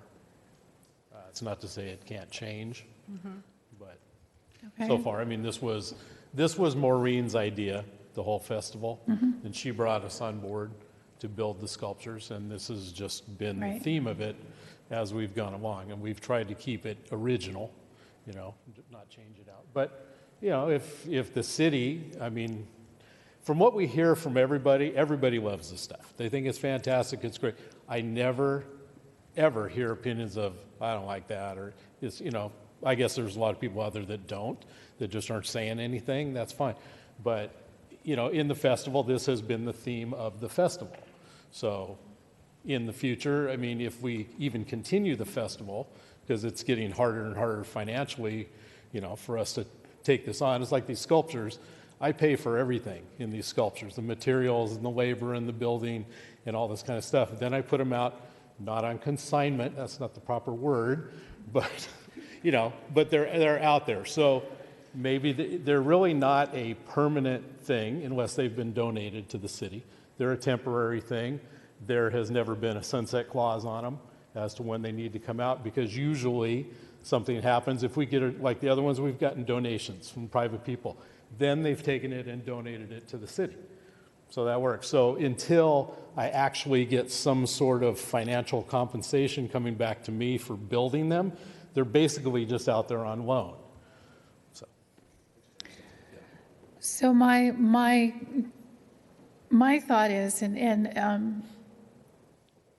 I don't know that anybody has said that they didn't like them, but there are a lot of them now. Yeah. And we're wanting to see different types of artwork. And I think if we're going to put another one of this style out there, I would like to see maybe taking one out and moving it somewhere else, or taking it down, and leaving space for other types of art to come out. Because there is a lot of this type down there. And if that's going to be the theme every year, and that's what we're going to get every year, we really need to revisit if we're going to put all of them out. And I don't see that we should do that. I think we should move them or rotate them, or if we're going to put one in, take one out, that kind of thing. Because I think we can get a little overboard with one particular type of artwork when we're looking for a lot of different type of artwork and a lot of different artists.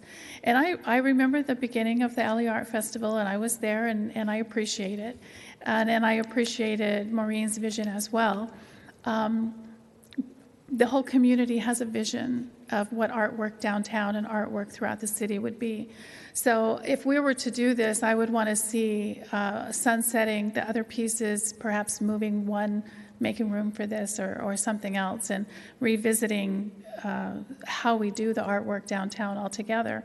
And then in addition, I know, having worked with the downtown and the VVBA, when they go around and they get the permission of the businesses for the festival, it's for the festival. They don't usually talk about the artwork, or it's not a formal yes or no on the artwork and where it's going to be. So I would want to know what people thought about the artwork, where they're looking to place it. So I don't know if you have enough direction on what we're looking for in the future when we're talking artwork. So, thank you. Councilor Aguilera. Yeah, I just wanted to reiterate what the other council members have said up here as far as we appreciate your work. I personally like all your work that you've done.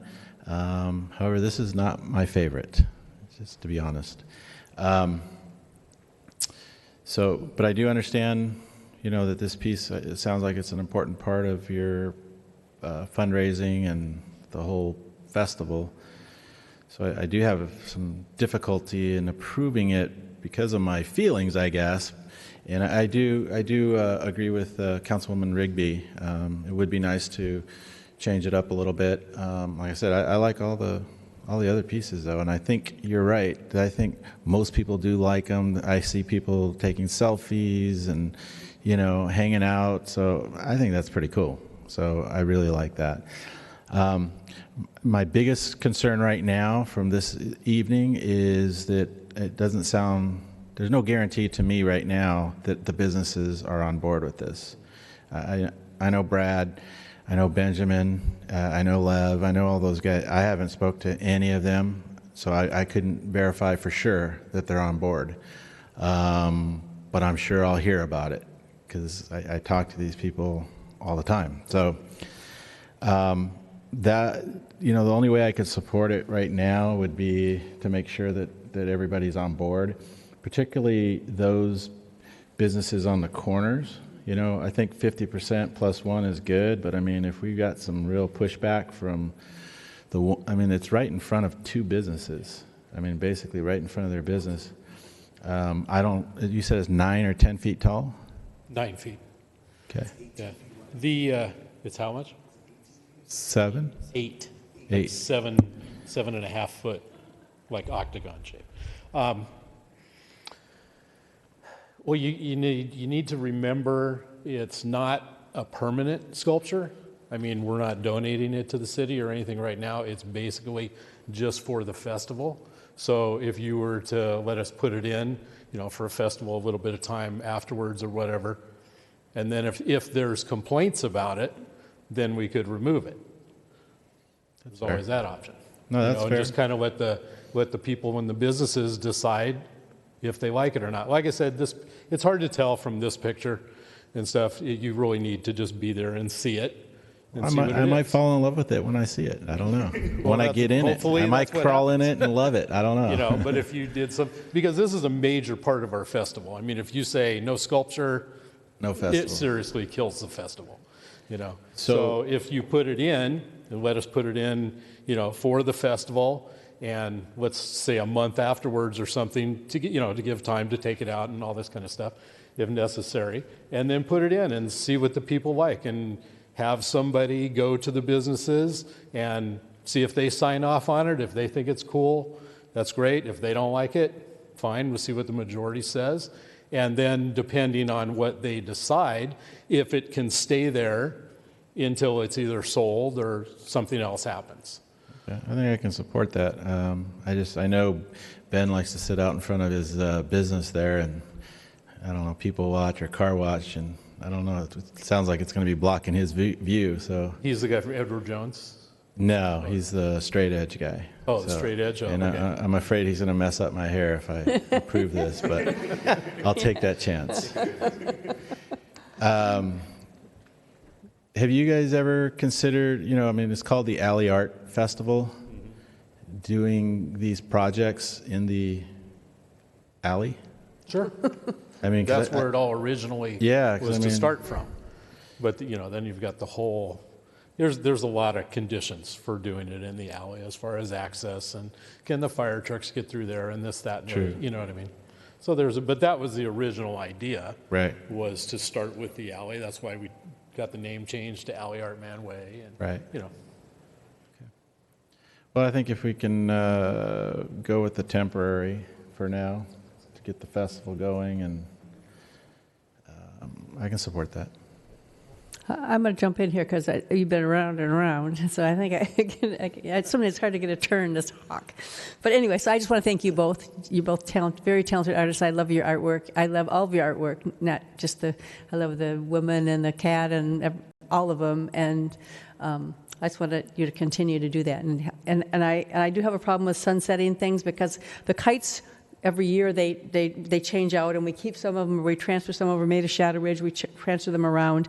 But when you sunset something, that means that piece of art's going to be taken out of there. And if things sunset and there's nothing to replace it, you'll end up not having much art downtown, possibly, because maybe you won't get enough artists to bring stuff in. So I would have a problem with sunset.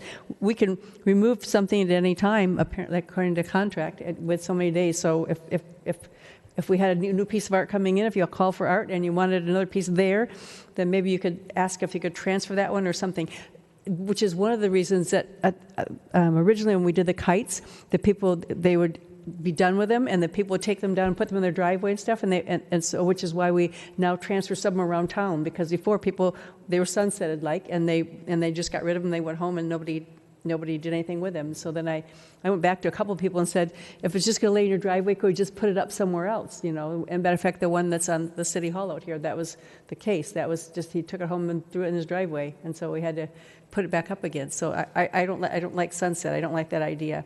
So that's, other than that, I just want to thank you for, and I second his motion. I think that's, we can work with that as long as everybody approves it. It's big, so being this big, maybe some, it sounds big when you actually see it. Yeah, and I haven't seen it, so I can't make that judgment. Yeah. So that's what I say. You just need to see it. And yeah, like you were talking about with the kites, we have 2 kites over in Shadow Ridge that have been over there for a couple years apiece. Yes. And they're on consignment. I don't know that anyone really knows that they're for sale, but it's been free art for the city for all those years. Yeah, I know. And I appreciate that, and I love that. And I love all of your art, and I love the one that you sold that was a little wooden thing downtown that you sold to somewhere else. But I love that one. Yes, so, yes, the Dragonsdale, yes. Mayor, I'm not sure if a motion was officially made. Yeah, he made a motion. Okay, then I guess I can't second his motion. Okay, so then I guess I'll move on to. Good one. Okay, Deputy Mayor, your turn. A couple of questions, and I just wanted to say quickly, Mayor, on the idea of sunsetting. There's 2 ways to devise a sunset. One would be that it has to come out. Another would be that we just have an opportunity to review it at a certain time. And I think that's more what I support, is the idea to have an opportunity for review. Because if you don't put in the ordinance that authorizes something, if you don't make it come back and force us to discuss it, then it's kind of awkward for us to bring it up and say, well, let's single this one out, but it just so gives us another opportunity. And I think that in that vein, I like the sunset idea, but I agree with what you're saying. We don't want to just have a mandatory get rid of and never come back on a good piece of art. I agree with that. Rather than pouring concrete pads, would a temporary footing like some flat concrete blocks, would that suffice for a temporary period of time? Or would our structural engineers that spent $17,000 on concrete putting up the engineering footing for the wood sculpture on the roundabout, or was it $11,000? That was $17,000 for the concrete there. Yeah, the main thing with the concrete and talking about the footings is I have made things on feet of this to set down so I can put a bolt down to bolt them in the concrete. Just in case, with public art, you try to think of everything that can possibly happen. I don't think this one's going to blow away. Shoving it over or moving it. It can be, you get enough people, you can move the thing. So that was my thought in pouring the concrete, was just to tie it down. Yeah. 1,500 pounds, and if people are going to get on it or something in the right way that's going to happen to it, you want to make sure that it's secure. Okay. Well, I'll leave that to the. Do we have an engineering staff here at the city that could make a safety decision? We do. Could we? Have they been consulted on this? If they have not, I would recommend that they are. I believe they have. Yes. Okay, and they're the ones that suggested the they were concrete in concurrence footings? with the Okay. All right. Very good. Let's see here. I'd like to suggest, if the motion is going to be reformed, and I'll leave it to the maker of the maybe motion, to say, if we could find the 10 nearest businesses with visual impact, okay, as chosen by staff, and I'd like to suggest that 8 out of 10 of those businesses signs off on it. And would you be amenable, since it's on a trailer, would you be amenable to driving it to the location and making a visit? We could do our best to get folks so they could come see it, and then the ones who aren't at their business when you bring it could relay their opinions of it to others. Is that a difficulty, or? Bring it down on the trailer for the festival? No, I mean, could you bring it down like tomorrow morning and let people? Oh, yeah, it's on a trailer. I can. Yeah, yeah. Yeah, I mean, can bring it. If necessary, yeah, I can bring it by. I think it would be, listen, I think what you said is accurate. The picture probably is a little difficult to get a flavor for it. That's a bad picture. And listen, I have to agree with Councilman Aguilera. I mean, the Alley Art Woman and the Cat and the Alley Art Man, I mean, just have some, they're great pieces. They really are. Just excellent. But from the pictures, I'm not getting this like, no. Man, that's just awesome, you know, kind of It's too bad Terry Woods isn't here, because he just came by the house today. Oh, did he saw it? Took a bunch of pictures of it and everything that he's going to publish tomorrow, I guess. So, well, maybe we'll get to see those tomorrow. But I'm just thinking it would really help people out if you wouldn't mind throwing it if it's on the trailer now. Mm-hmm. If it's already on it, then I have to build it on the trailer. So. Okay, so yeah, if you can just drive it on down and get 10 folks. Would it take us more than half a day to determine which 10 businesses? No, we can identify that tonight. We can do that by 11 a.m. tomorrow morning. We can have our 10 businesses chosen. We can approach the businesses. We can have them identified. Whether the owner's present or not remains to be seen. But maybe it's better to identify those businesses and give them a date. I'd be satisfied with the representative. At X. I'd be satisfied with the representative of the business if somebody at Mr. Peterson's business has the moxie to sign off on it without him being there, then I think that'd probably be all right. Nobody in my business would sign off on anything too important without making sure I was all right with it. So, except maybe my wife, and if she signed off on it, I'd have to say it was all right. So I couldn't second guess it. And then also for the motion, I think that we should definitely have a 12-month, instead of a sunset, let's call it an opportunity to review the piece and whether or not it continues to need a place there. And then those are my suggestions for the motion. But I wanted to offer, because what you're doing is unquestionably a value to the city of Vista with the Alley Art Festival. And what I wanted to ask is, if we were to put up some amount of money for what you might be able to build for the next year, would it enable you to build a superior piece of art if you had some seed funding? Definitely. And that's something we can discuss, because I'd be very amenable to that. Well, you've seen our kites that we've done. So, yeah, we work with all different types of things. It's just this was specific for the festival. I was unhappy with the amounts of money like that we put up for the sculpture on the roundabout. We wound up spending more on the concrete footing than we did on the sculpture itself. And I felt we should have put more money into something that was going to be a durable piece of art for the city. Right. So, look, the Alley Art Man has been a great, durable, iconic piece. I think what we would love, and it would just, be amazing, is if we had a new iconic piece every year. I don't know if we, at some point, we're going to run out of room, right? I mean, that's a problem this year already. Until I see it, I don't know if this is going to be one of those iconic pieces that defines the city. However, I'd love to see us talk about that, and if you could relay to staff what you think that would be reasonable, and we could examine that question. And then the other thing that I wanted to ask the staff is, I'd like to see us have a 90-day, this kind of proposal. If we have a regular process for it, I'd like us to have 90 days to review at least a sketch or something, because bringing it to us, where we don't have an intervening meeting and we have to do something and we're forced to do it. I think I can probably speak for most of my colleagues and say we don't like to be forced under time pressure. We like to have our time to make our decisions. So maybe we could think about changing the requirements of that and say we're not going to bring it into council until it's, unless it's 90 days out. I think we just set that expectation. Okay. Well, I mean, I'm talking about for all proposals. I mean, you know, just tell folks, hey, if you want to make a proposal for public arts, great, but you got to make it 90 days out. And like I say, I would have accepted a well done sketch of the piece. You know, even in this instance, that would have been difficult, I think. But you know, it would be nice to have a sketch at the outset. That way, we're all like, oh yeah, that looks really interesting, or maybe we should see something else. You know, but that's just a thought there. So that's all I've got.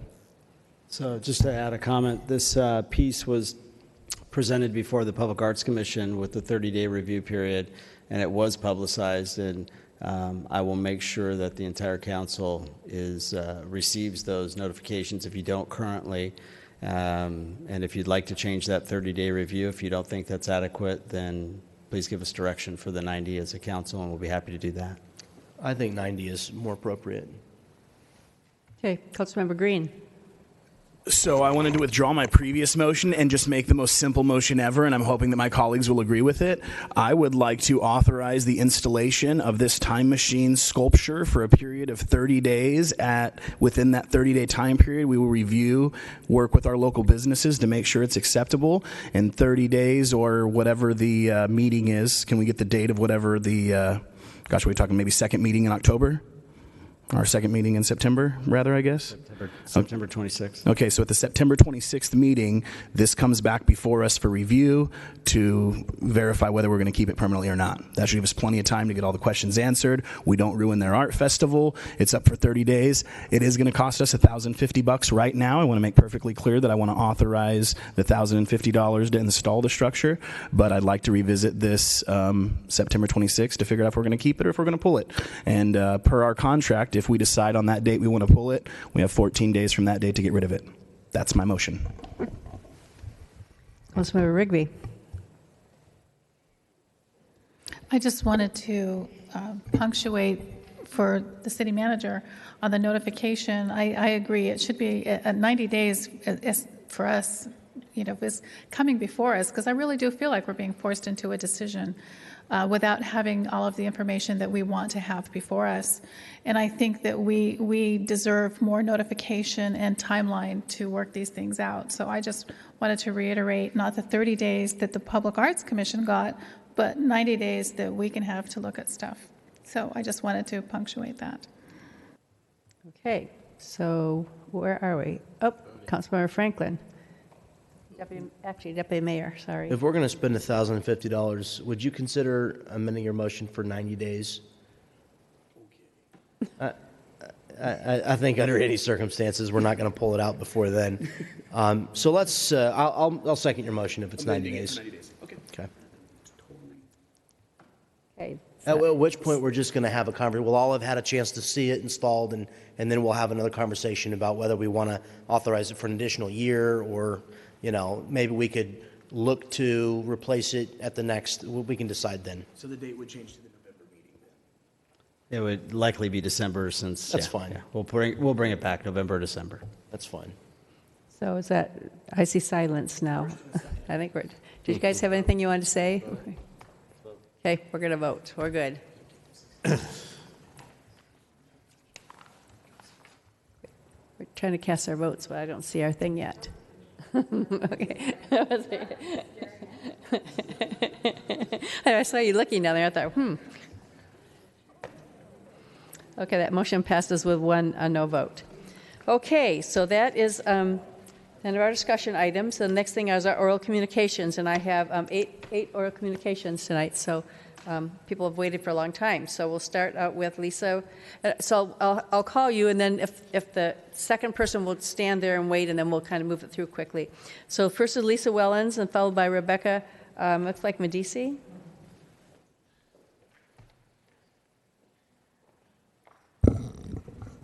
Good evening, Madam Mayor and esteemed council members. My name is Lisa Wellens.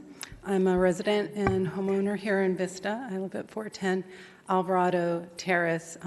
That's near the downtown area. It's District 1. I'm here today to talk about community choice aggregation, also known as CCA, sometimes community choice energy, or CCE.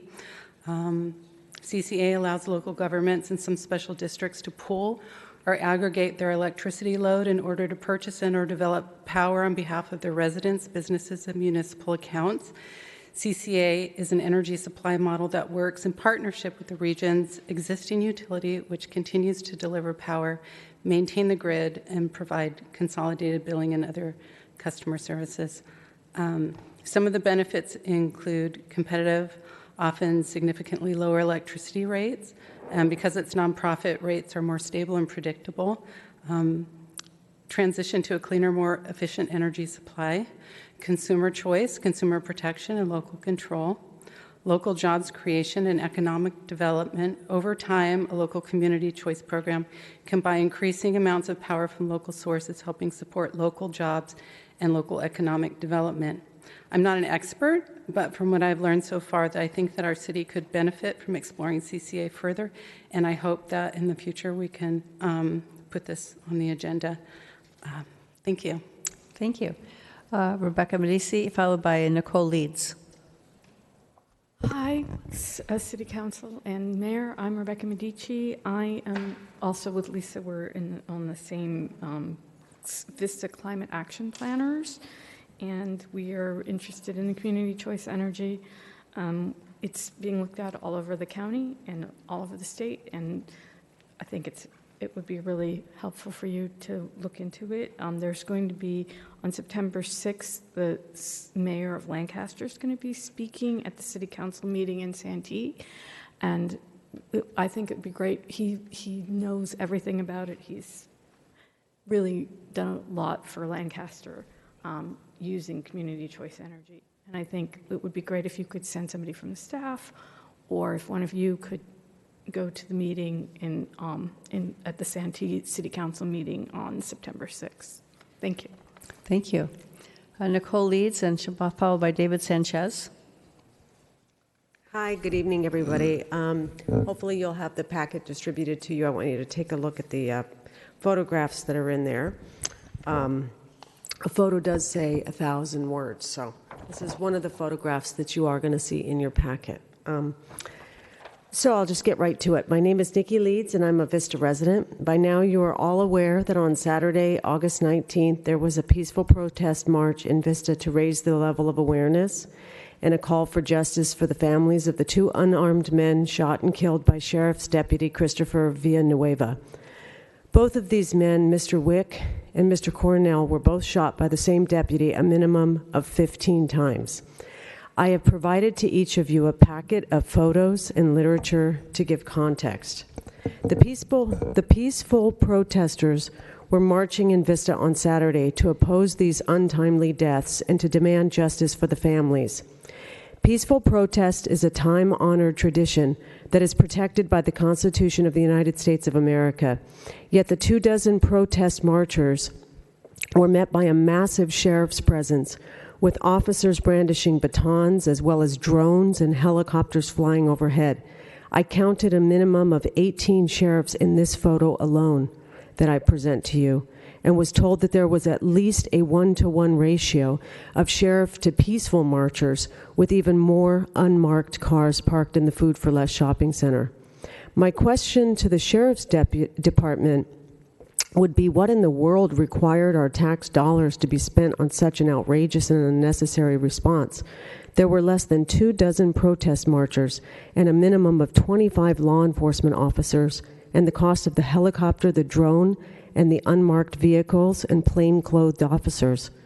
This type of unwarranted response, with sheriffs holding batons and drones and helicopters overhead, only served to intimidate the community, not to foster trust and peace. I implore the council to reach out to the San Diego Sheriff's Department immediately to investigate why this happened and to denounce this type of clear intimidation tactic. The role of law enforcement is to protect and to serve, not to intimidate and harass.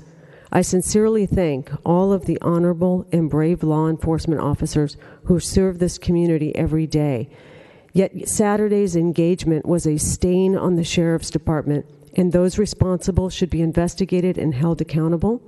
The residents of Vista deserve better. Justice for one is justice for all. Thank you. Thank you. David Sanchez, followed by Karina Contreras.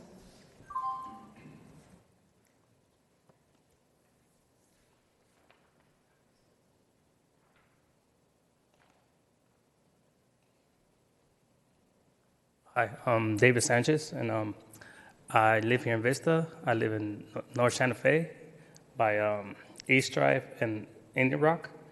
And I got two issues that I want to bring up. It seems like that area is still like neglected. There's still a lot of, like when you drive through there, you notice that it's the bad part of Vista. Like everybody knows that that part of Vista is like, people don't like going over there. But there's a lot of good people there, and it's a good community to live in, mostly family and stuff. And I was wondering if what could be done to like better it. Like I was thinking about some maybe there's a lot of open lots, and I was thinking about like a farming community like stuff. Since we live in a farming community, like there could be programs that like to help the community to like, get into like growing your own vegetables and stuff like that, and maybe some artwork around that area, so that way it won't look so so ghetto. In other words. And the other issue is how the sheriffs interact with people with disabilities. I have a brother, he's disabled, he has a mental disability, and he was involved in, well, he was stopped by the sheriff's department, and they say he was drunk, but since when he doesn't take his medication, he kind of, he walks and does circles and stuff and keeps walking. So the two times that they stopped him, they thought he was drunk, which he wasn't. And it resulted in him getting beat up. And it was justified by the department. And that's not, like, who's liable for that? You know, who's held responsible for that? I know not all sheriffs are bad. I know that for a fact. I have met some good sheriffs, and I interact with them. And I just want to know, what are you guys doing to hold them accountable for that? And so it won't happen again with these shootings and stuff. And there should be some kind of training for them to deal with the people with mental health issues, you know? Or other people that are like maybe gang members, stuff like that. You know, there should be some kind of communication there between the sheriffs and the community. But those are the issues I want to bring up. But thank you for your time. Thank you. Karina Contreras, followed by, looks like Lynette. Is it Rangel? Hello again. I just wanted to talk a little bit more about the protests on Saturday. I was there. You know, I do understand that there were people, going in the street, so seeing a few sheriffs wouldn't have been a big deal. But as we're marching, we see a caravan of at least 10 SUVs filled with sheriffs following us as we're marching, posting up. And then as we move, we march to the site where Sergio was killed, okay, unarmed. And we march to the site where Jonathan was killed, again, another unarmed Latino. And so having a helicopter overhead, having a drone following us, it's like 20, 25 people at the most. Jonathan's grandma was there, Sergio's kids were there. It was a lot of family. And a few people that weren't family that were, that are concerned about what's going on in our community. And I just can't see how, in any reality, we would need so many sheriffs with such a small group of protesters. I mean, how much money does that cost? How much taxpayer money is being wasted on these types of tactics when we can be using that money to better our community? Just like David said, we have in District 1, which I know it has been made, the comment has been made several times that districting is bad for the city. Well, at least now we have someone that's going to be extra accountable to that area, because it doesn't seem like anyone cares. What are we doing? How are we helping our residents? You know, bringing some development in and reducing the parking, reducing the landscaping, that doesn't help. What we need is to revitalize this community by giving inclusive economic opportunity and using some of our city funds to reach out to these kids. So what are we doing? How are we going to fix this? How are we going to address this? Thank you. Thank you. Lynette, followed by Cipriano Vargas.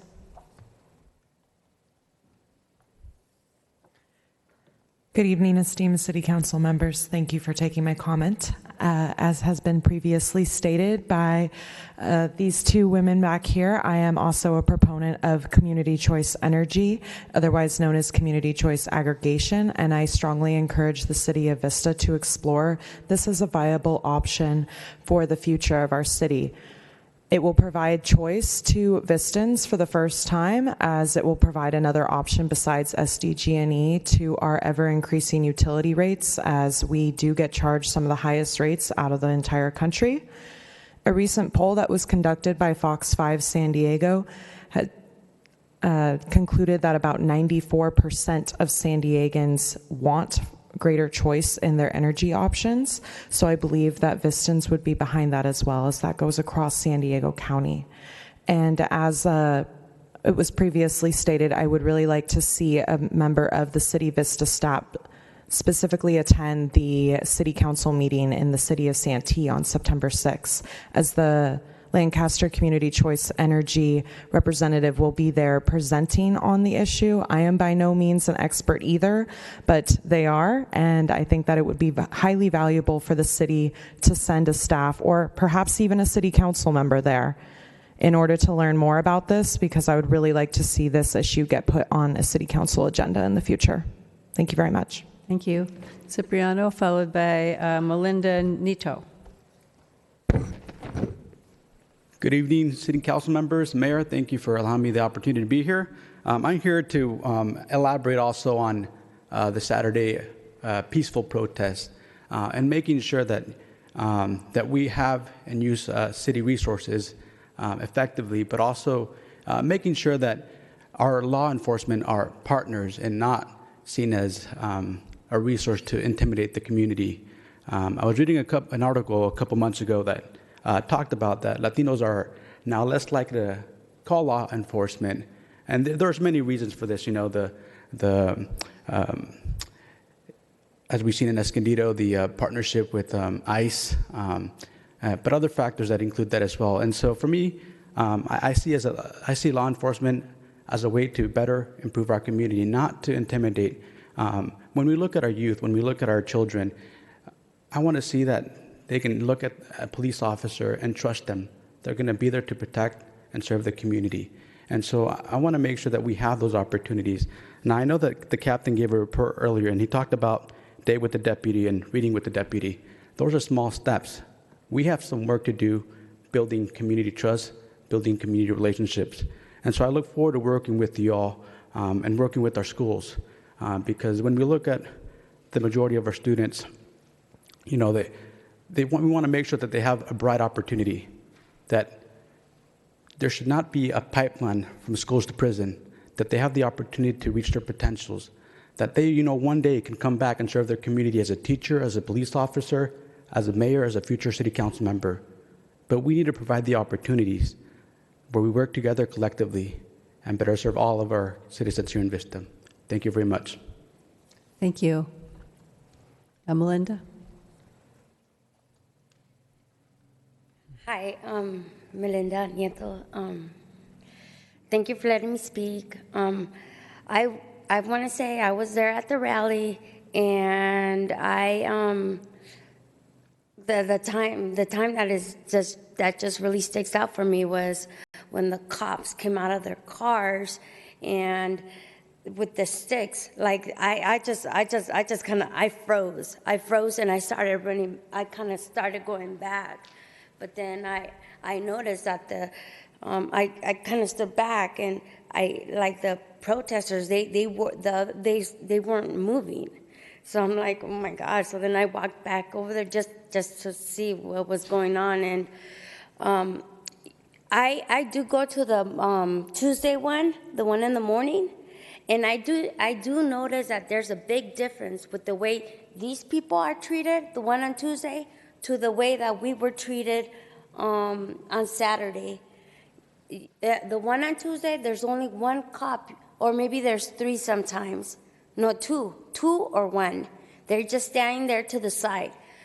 We were walking on the street.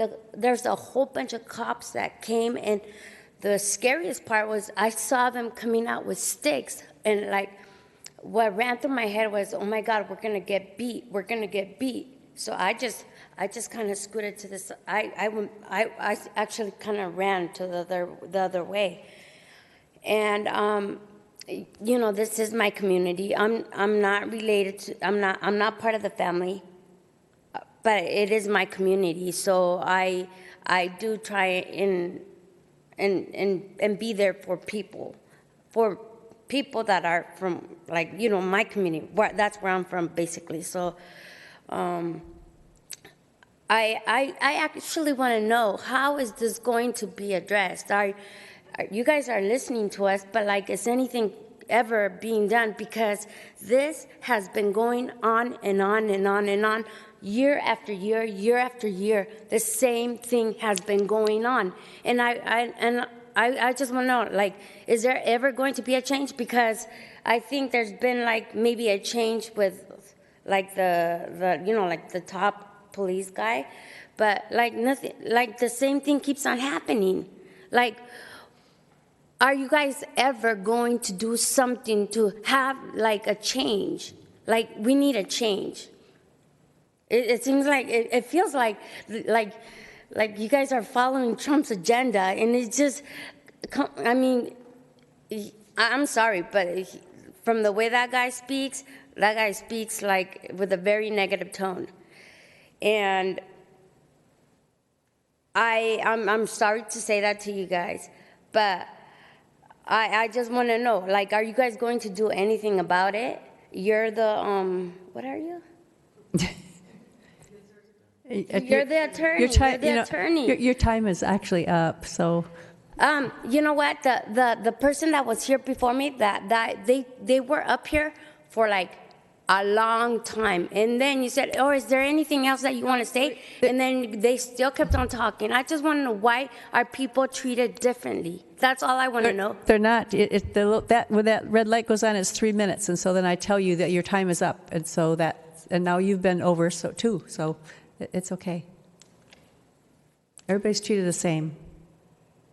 But it just doesn't feel like it, and I just want to know, is there going to be any steps that will be taken so that there is a change? This is oral communication, so we can't tell you, we can't comment on things on oral communications. Okay. I appreciate you guys. Thank you. Thank you. Okay. So where are we? I guess we are at public comments. Public comments. So I guess I'll do announcements first, and then I'll go down the line, okay? So the announcements here are, let's see. First, yesterday was National Senior Citizens Day, which was created to support, honor, and show appreciation to seniors and to recognize their achievements. I'd like to recognize all of our seniors in Vista. Their valuable contributions to our city creates a better place to live. We have lots of senior volunteers. The city's McClellan Community Center offers many services to older adults. And you can learn more about these services or how to volunteer at this center on the Senior Citizens Affairs Commission. Yes? I apologize to interrupt, but I have some comments that I'd like the folks that just addressed us okay, do that. to hear. So if they wouldn't mind ahead. staying, I'd like to. Okay, well, then I'll do that, and I'll go back to this. Finish your. No, it's okay. Go ahead, and I'll start with Joe Green, and then we'll come down. I'll go. Okay, John Aguilar, we're going to go this way. No, there's a couple things I think people should hear. For one, I've already started investigating the CCAs, so as soon as you started walking out, I was like, great. But anyways, I've started. I haven't completed. Yeah. Oh, okay. Sorry. These are CCA people. All right. So, I've done some investigating. It's not complete at this point, but I am looking into it. I've asked a lot of questions. I've driven downtown, talked to the people at SDG&E as well, and I'm looking at it. So this is something that is being considered. You're being heard. As far as the incidents that were discussed, we have done some things, and I know the one officer has been transferred out.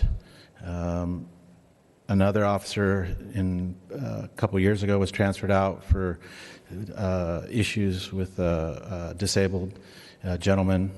So I know specifically because I investigated in that and I requested that, and other council members requested that as well. So it's not like we're sitting here and we don't hear this, and we don't like to see that either. So, those are some of the things that I know have been done. As far as the protests, I don't think it went the way we thought it was going to go, and I don't think it went the way you guys thought it was going to go. There was supposed to be, I believe the permit was saying 200 to 300 people. So that is why there were so many officers there. Unfortunately, I guess some of your people didn't show up, or one of your organizers backed out on you and went up to LA. We didn't know that. So anyways, just so you know, this is how some of these decisions are being made.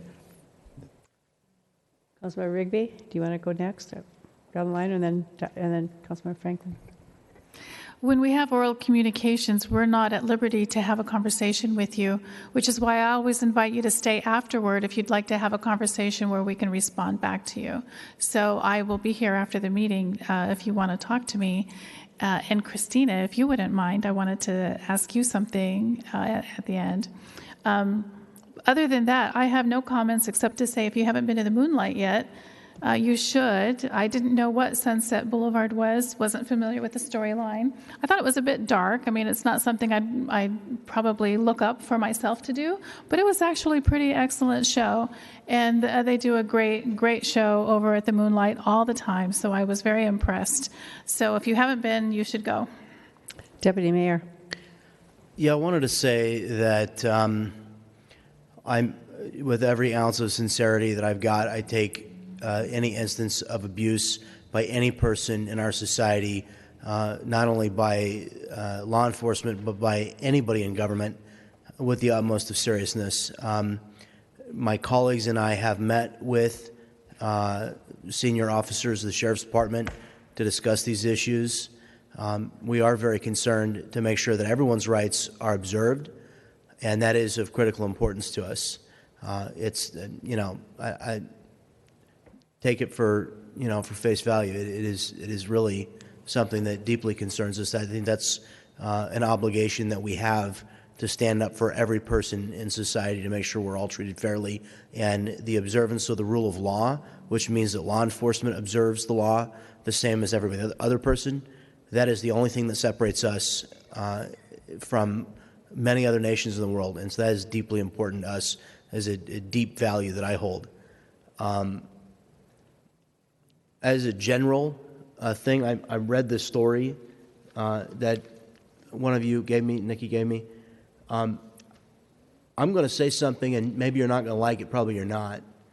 But the reality is, there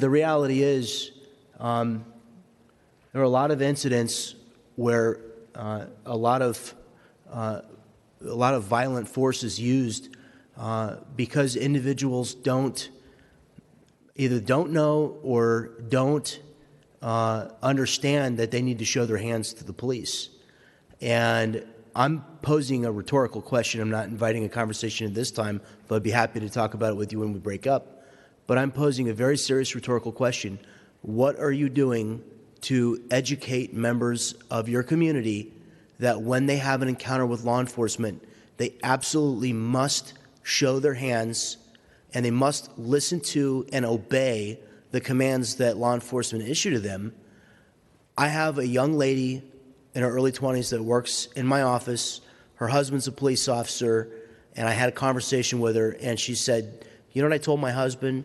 She said, I told my husband, I don't care if the entire world hates you, you come home to me and to our children. And every single man and woman that puts a badge on wants to come home to their family.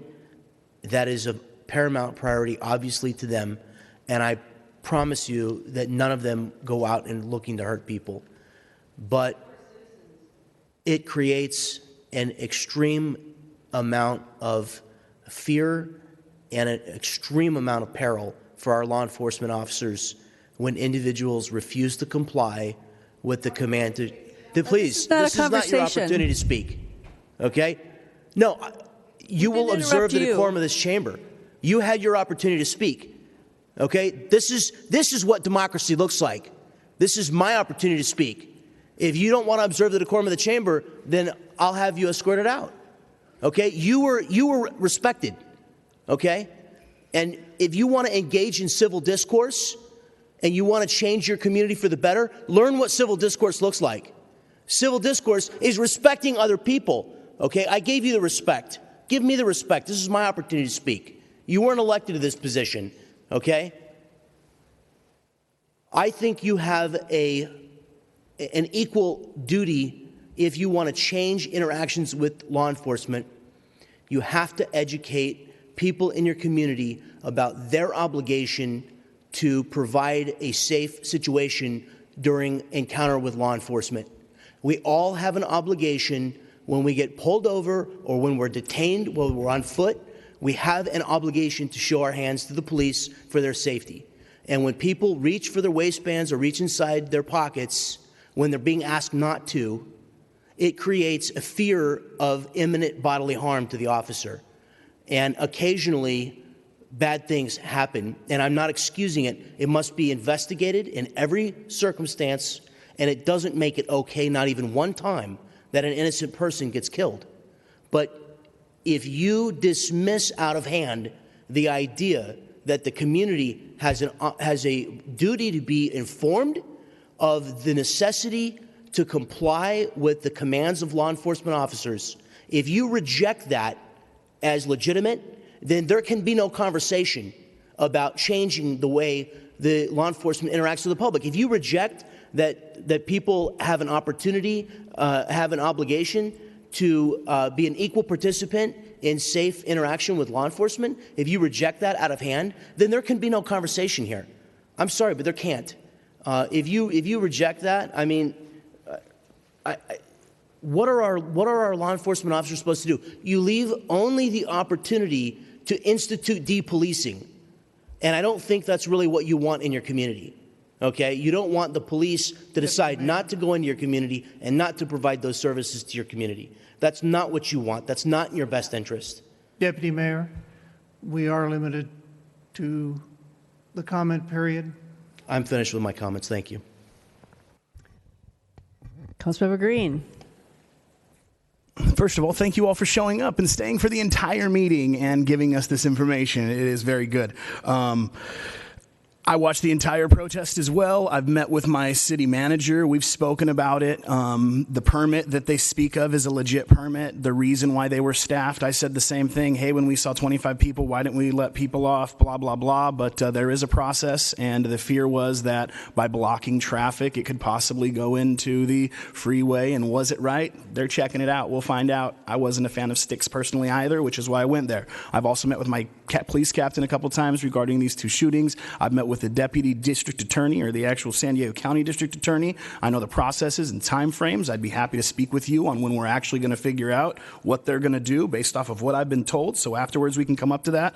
One thing that you did say that I wrote down and I was a little confused on is that we're going to revitalize the area by giving inclusive opportunity to children. I'd really like to speak with you about what exactly that means.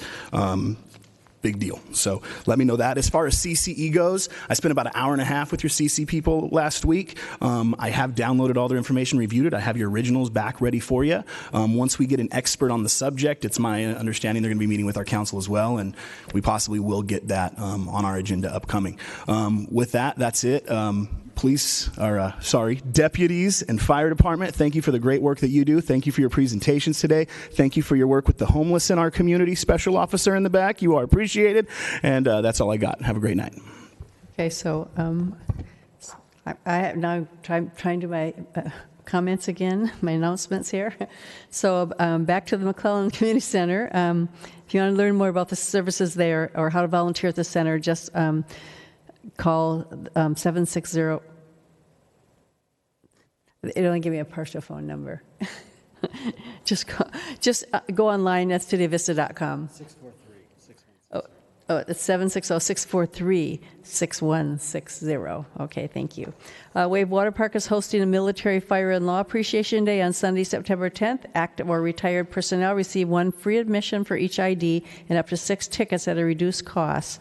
The ticket information is online at thewavewaterpark.com, and the Wave is open weekends now through September 24th and is also open on Labor Day. And this year's Alley Art Fest will be on Sunday, September 10th in downtown Vista from 10 to 6 p.m., 10 a.m. to 6 p.m.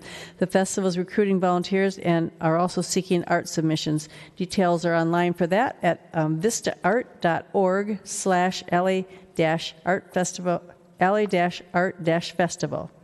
vistaart.org/alley-art-festival. So with that, do you have announcements too? That was a tongue twister.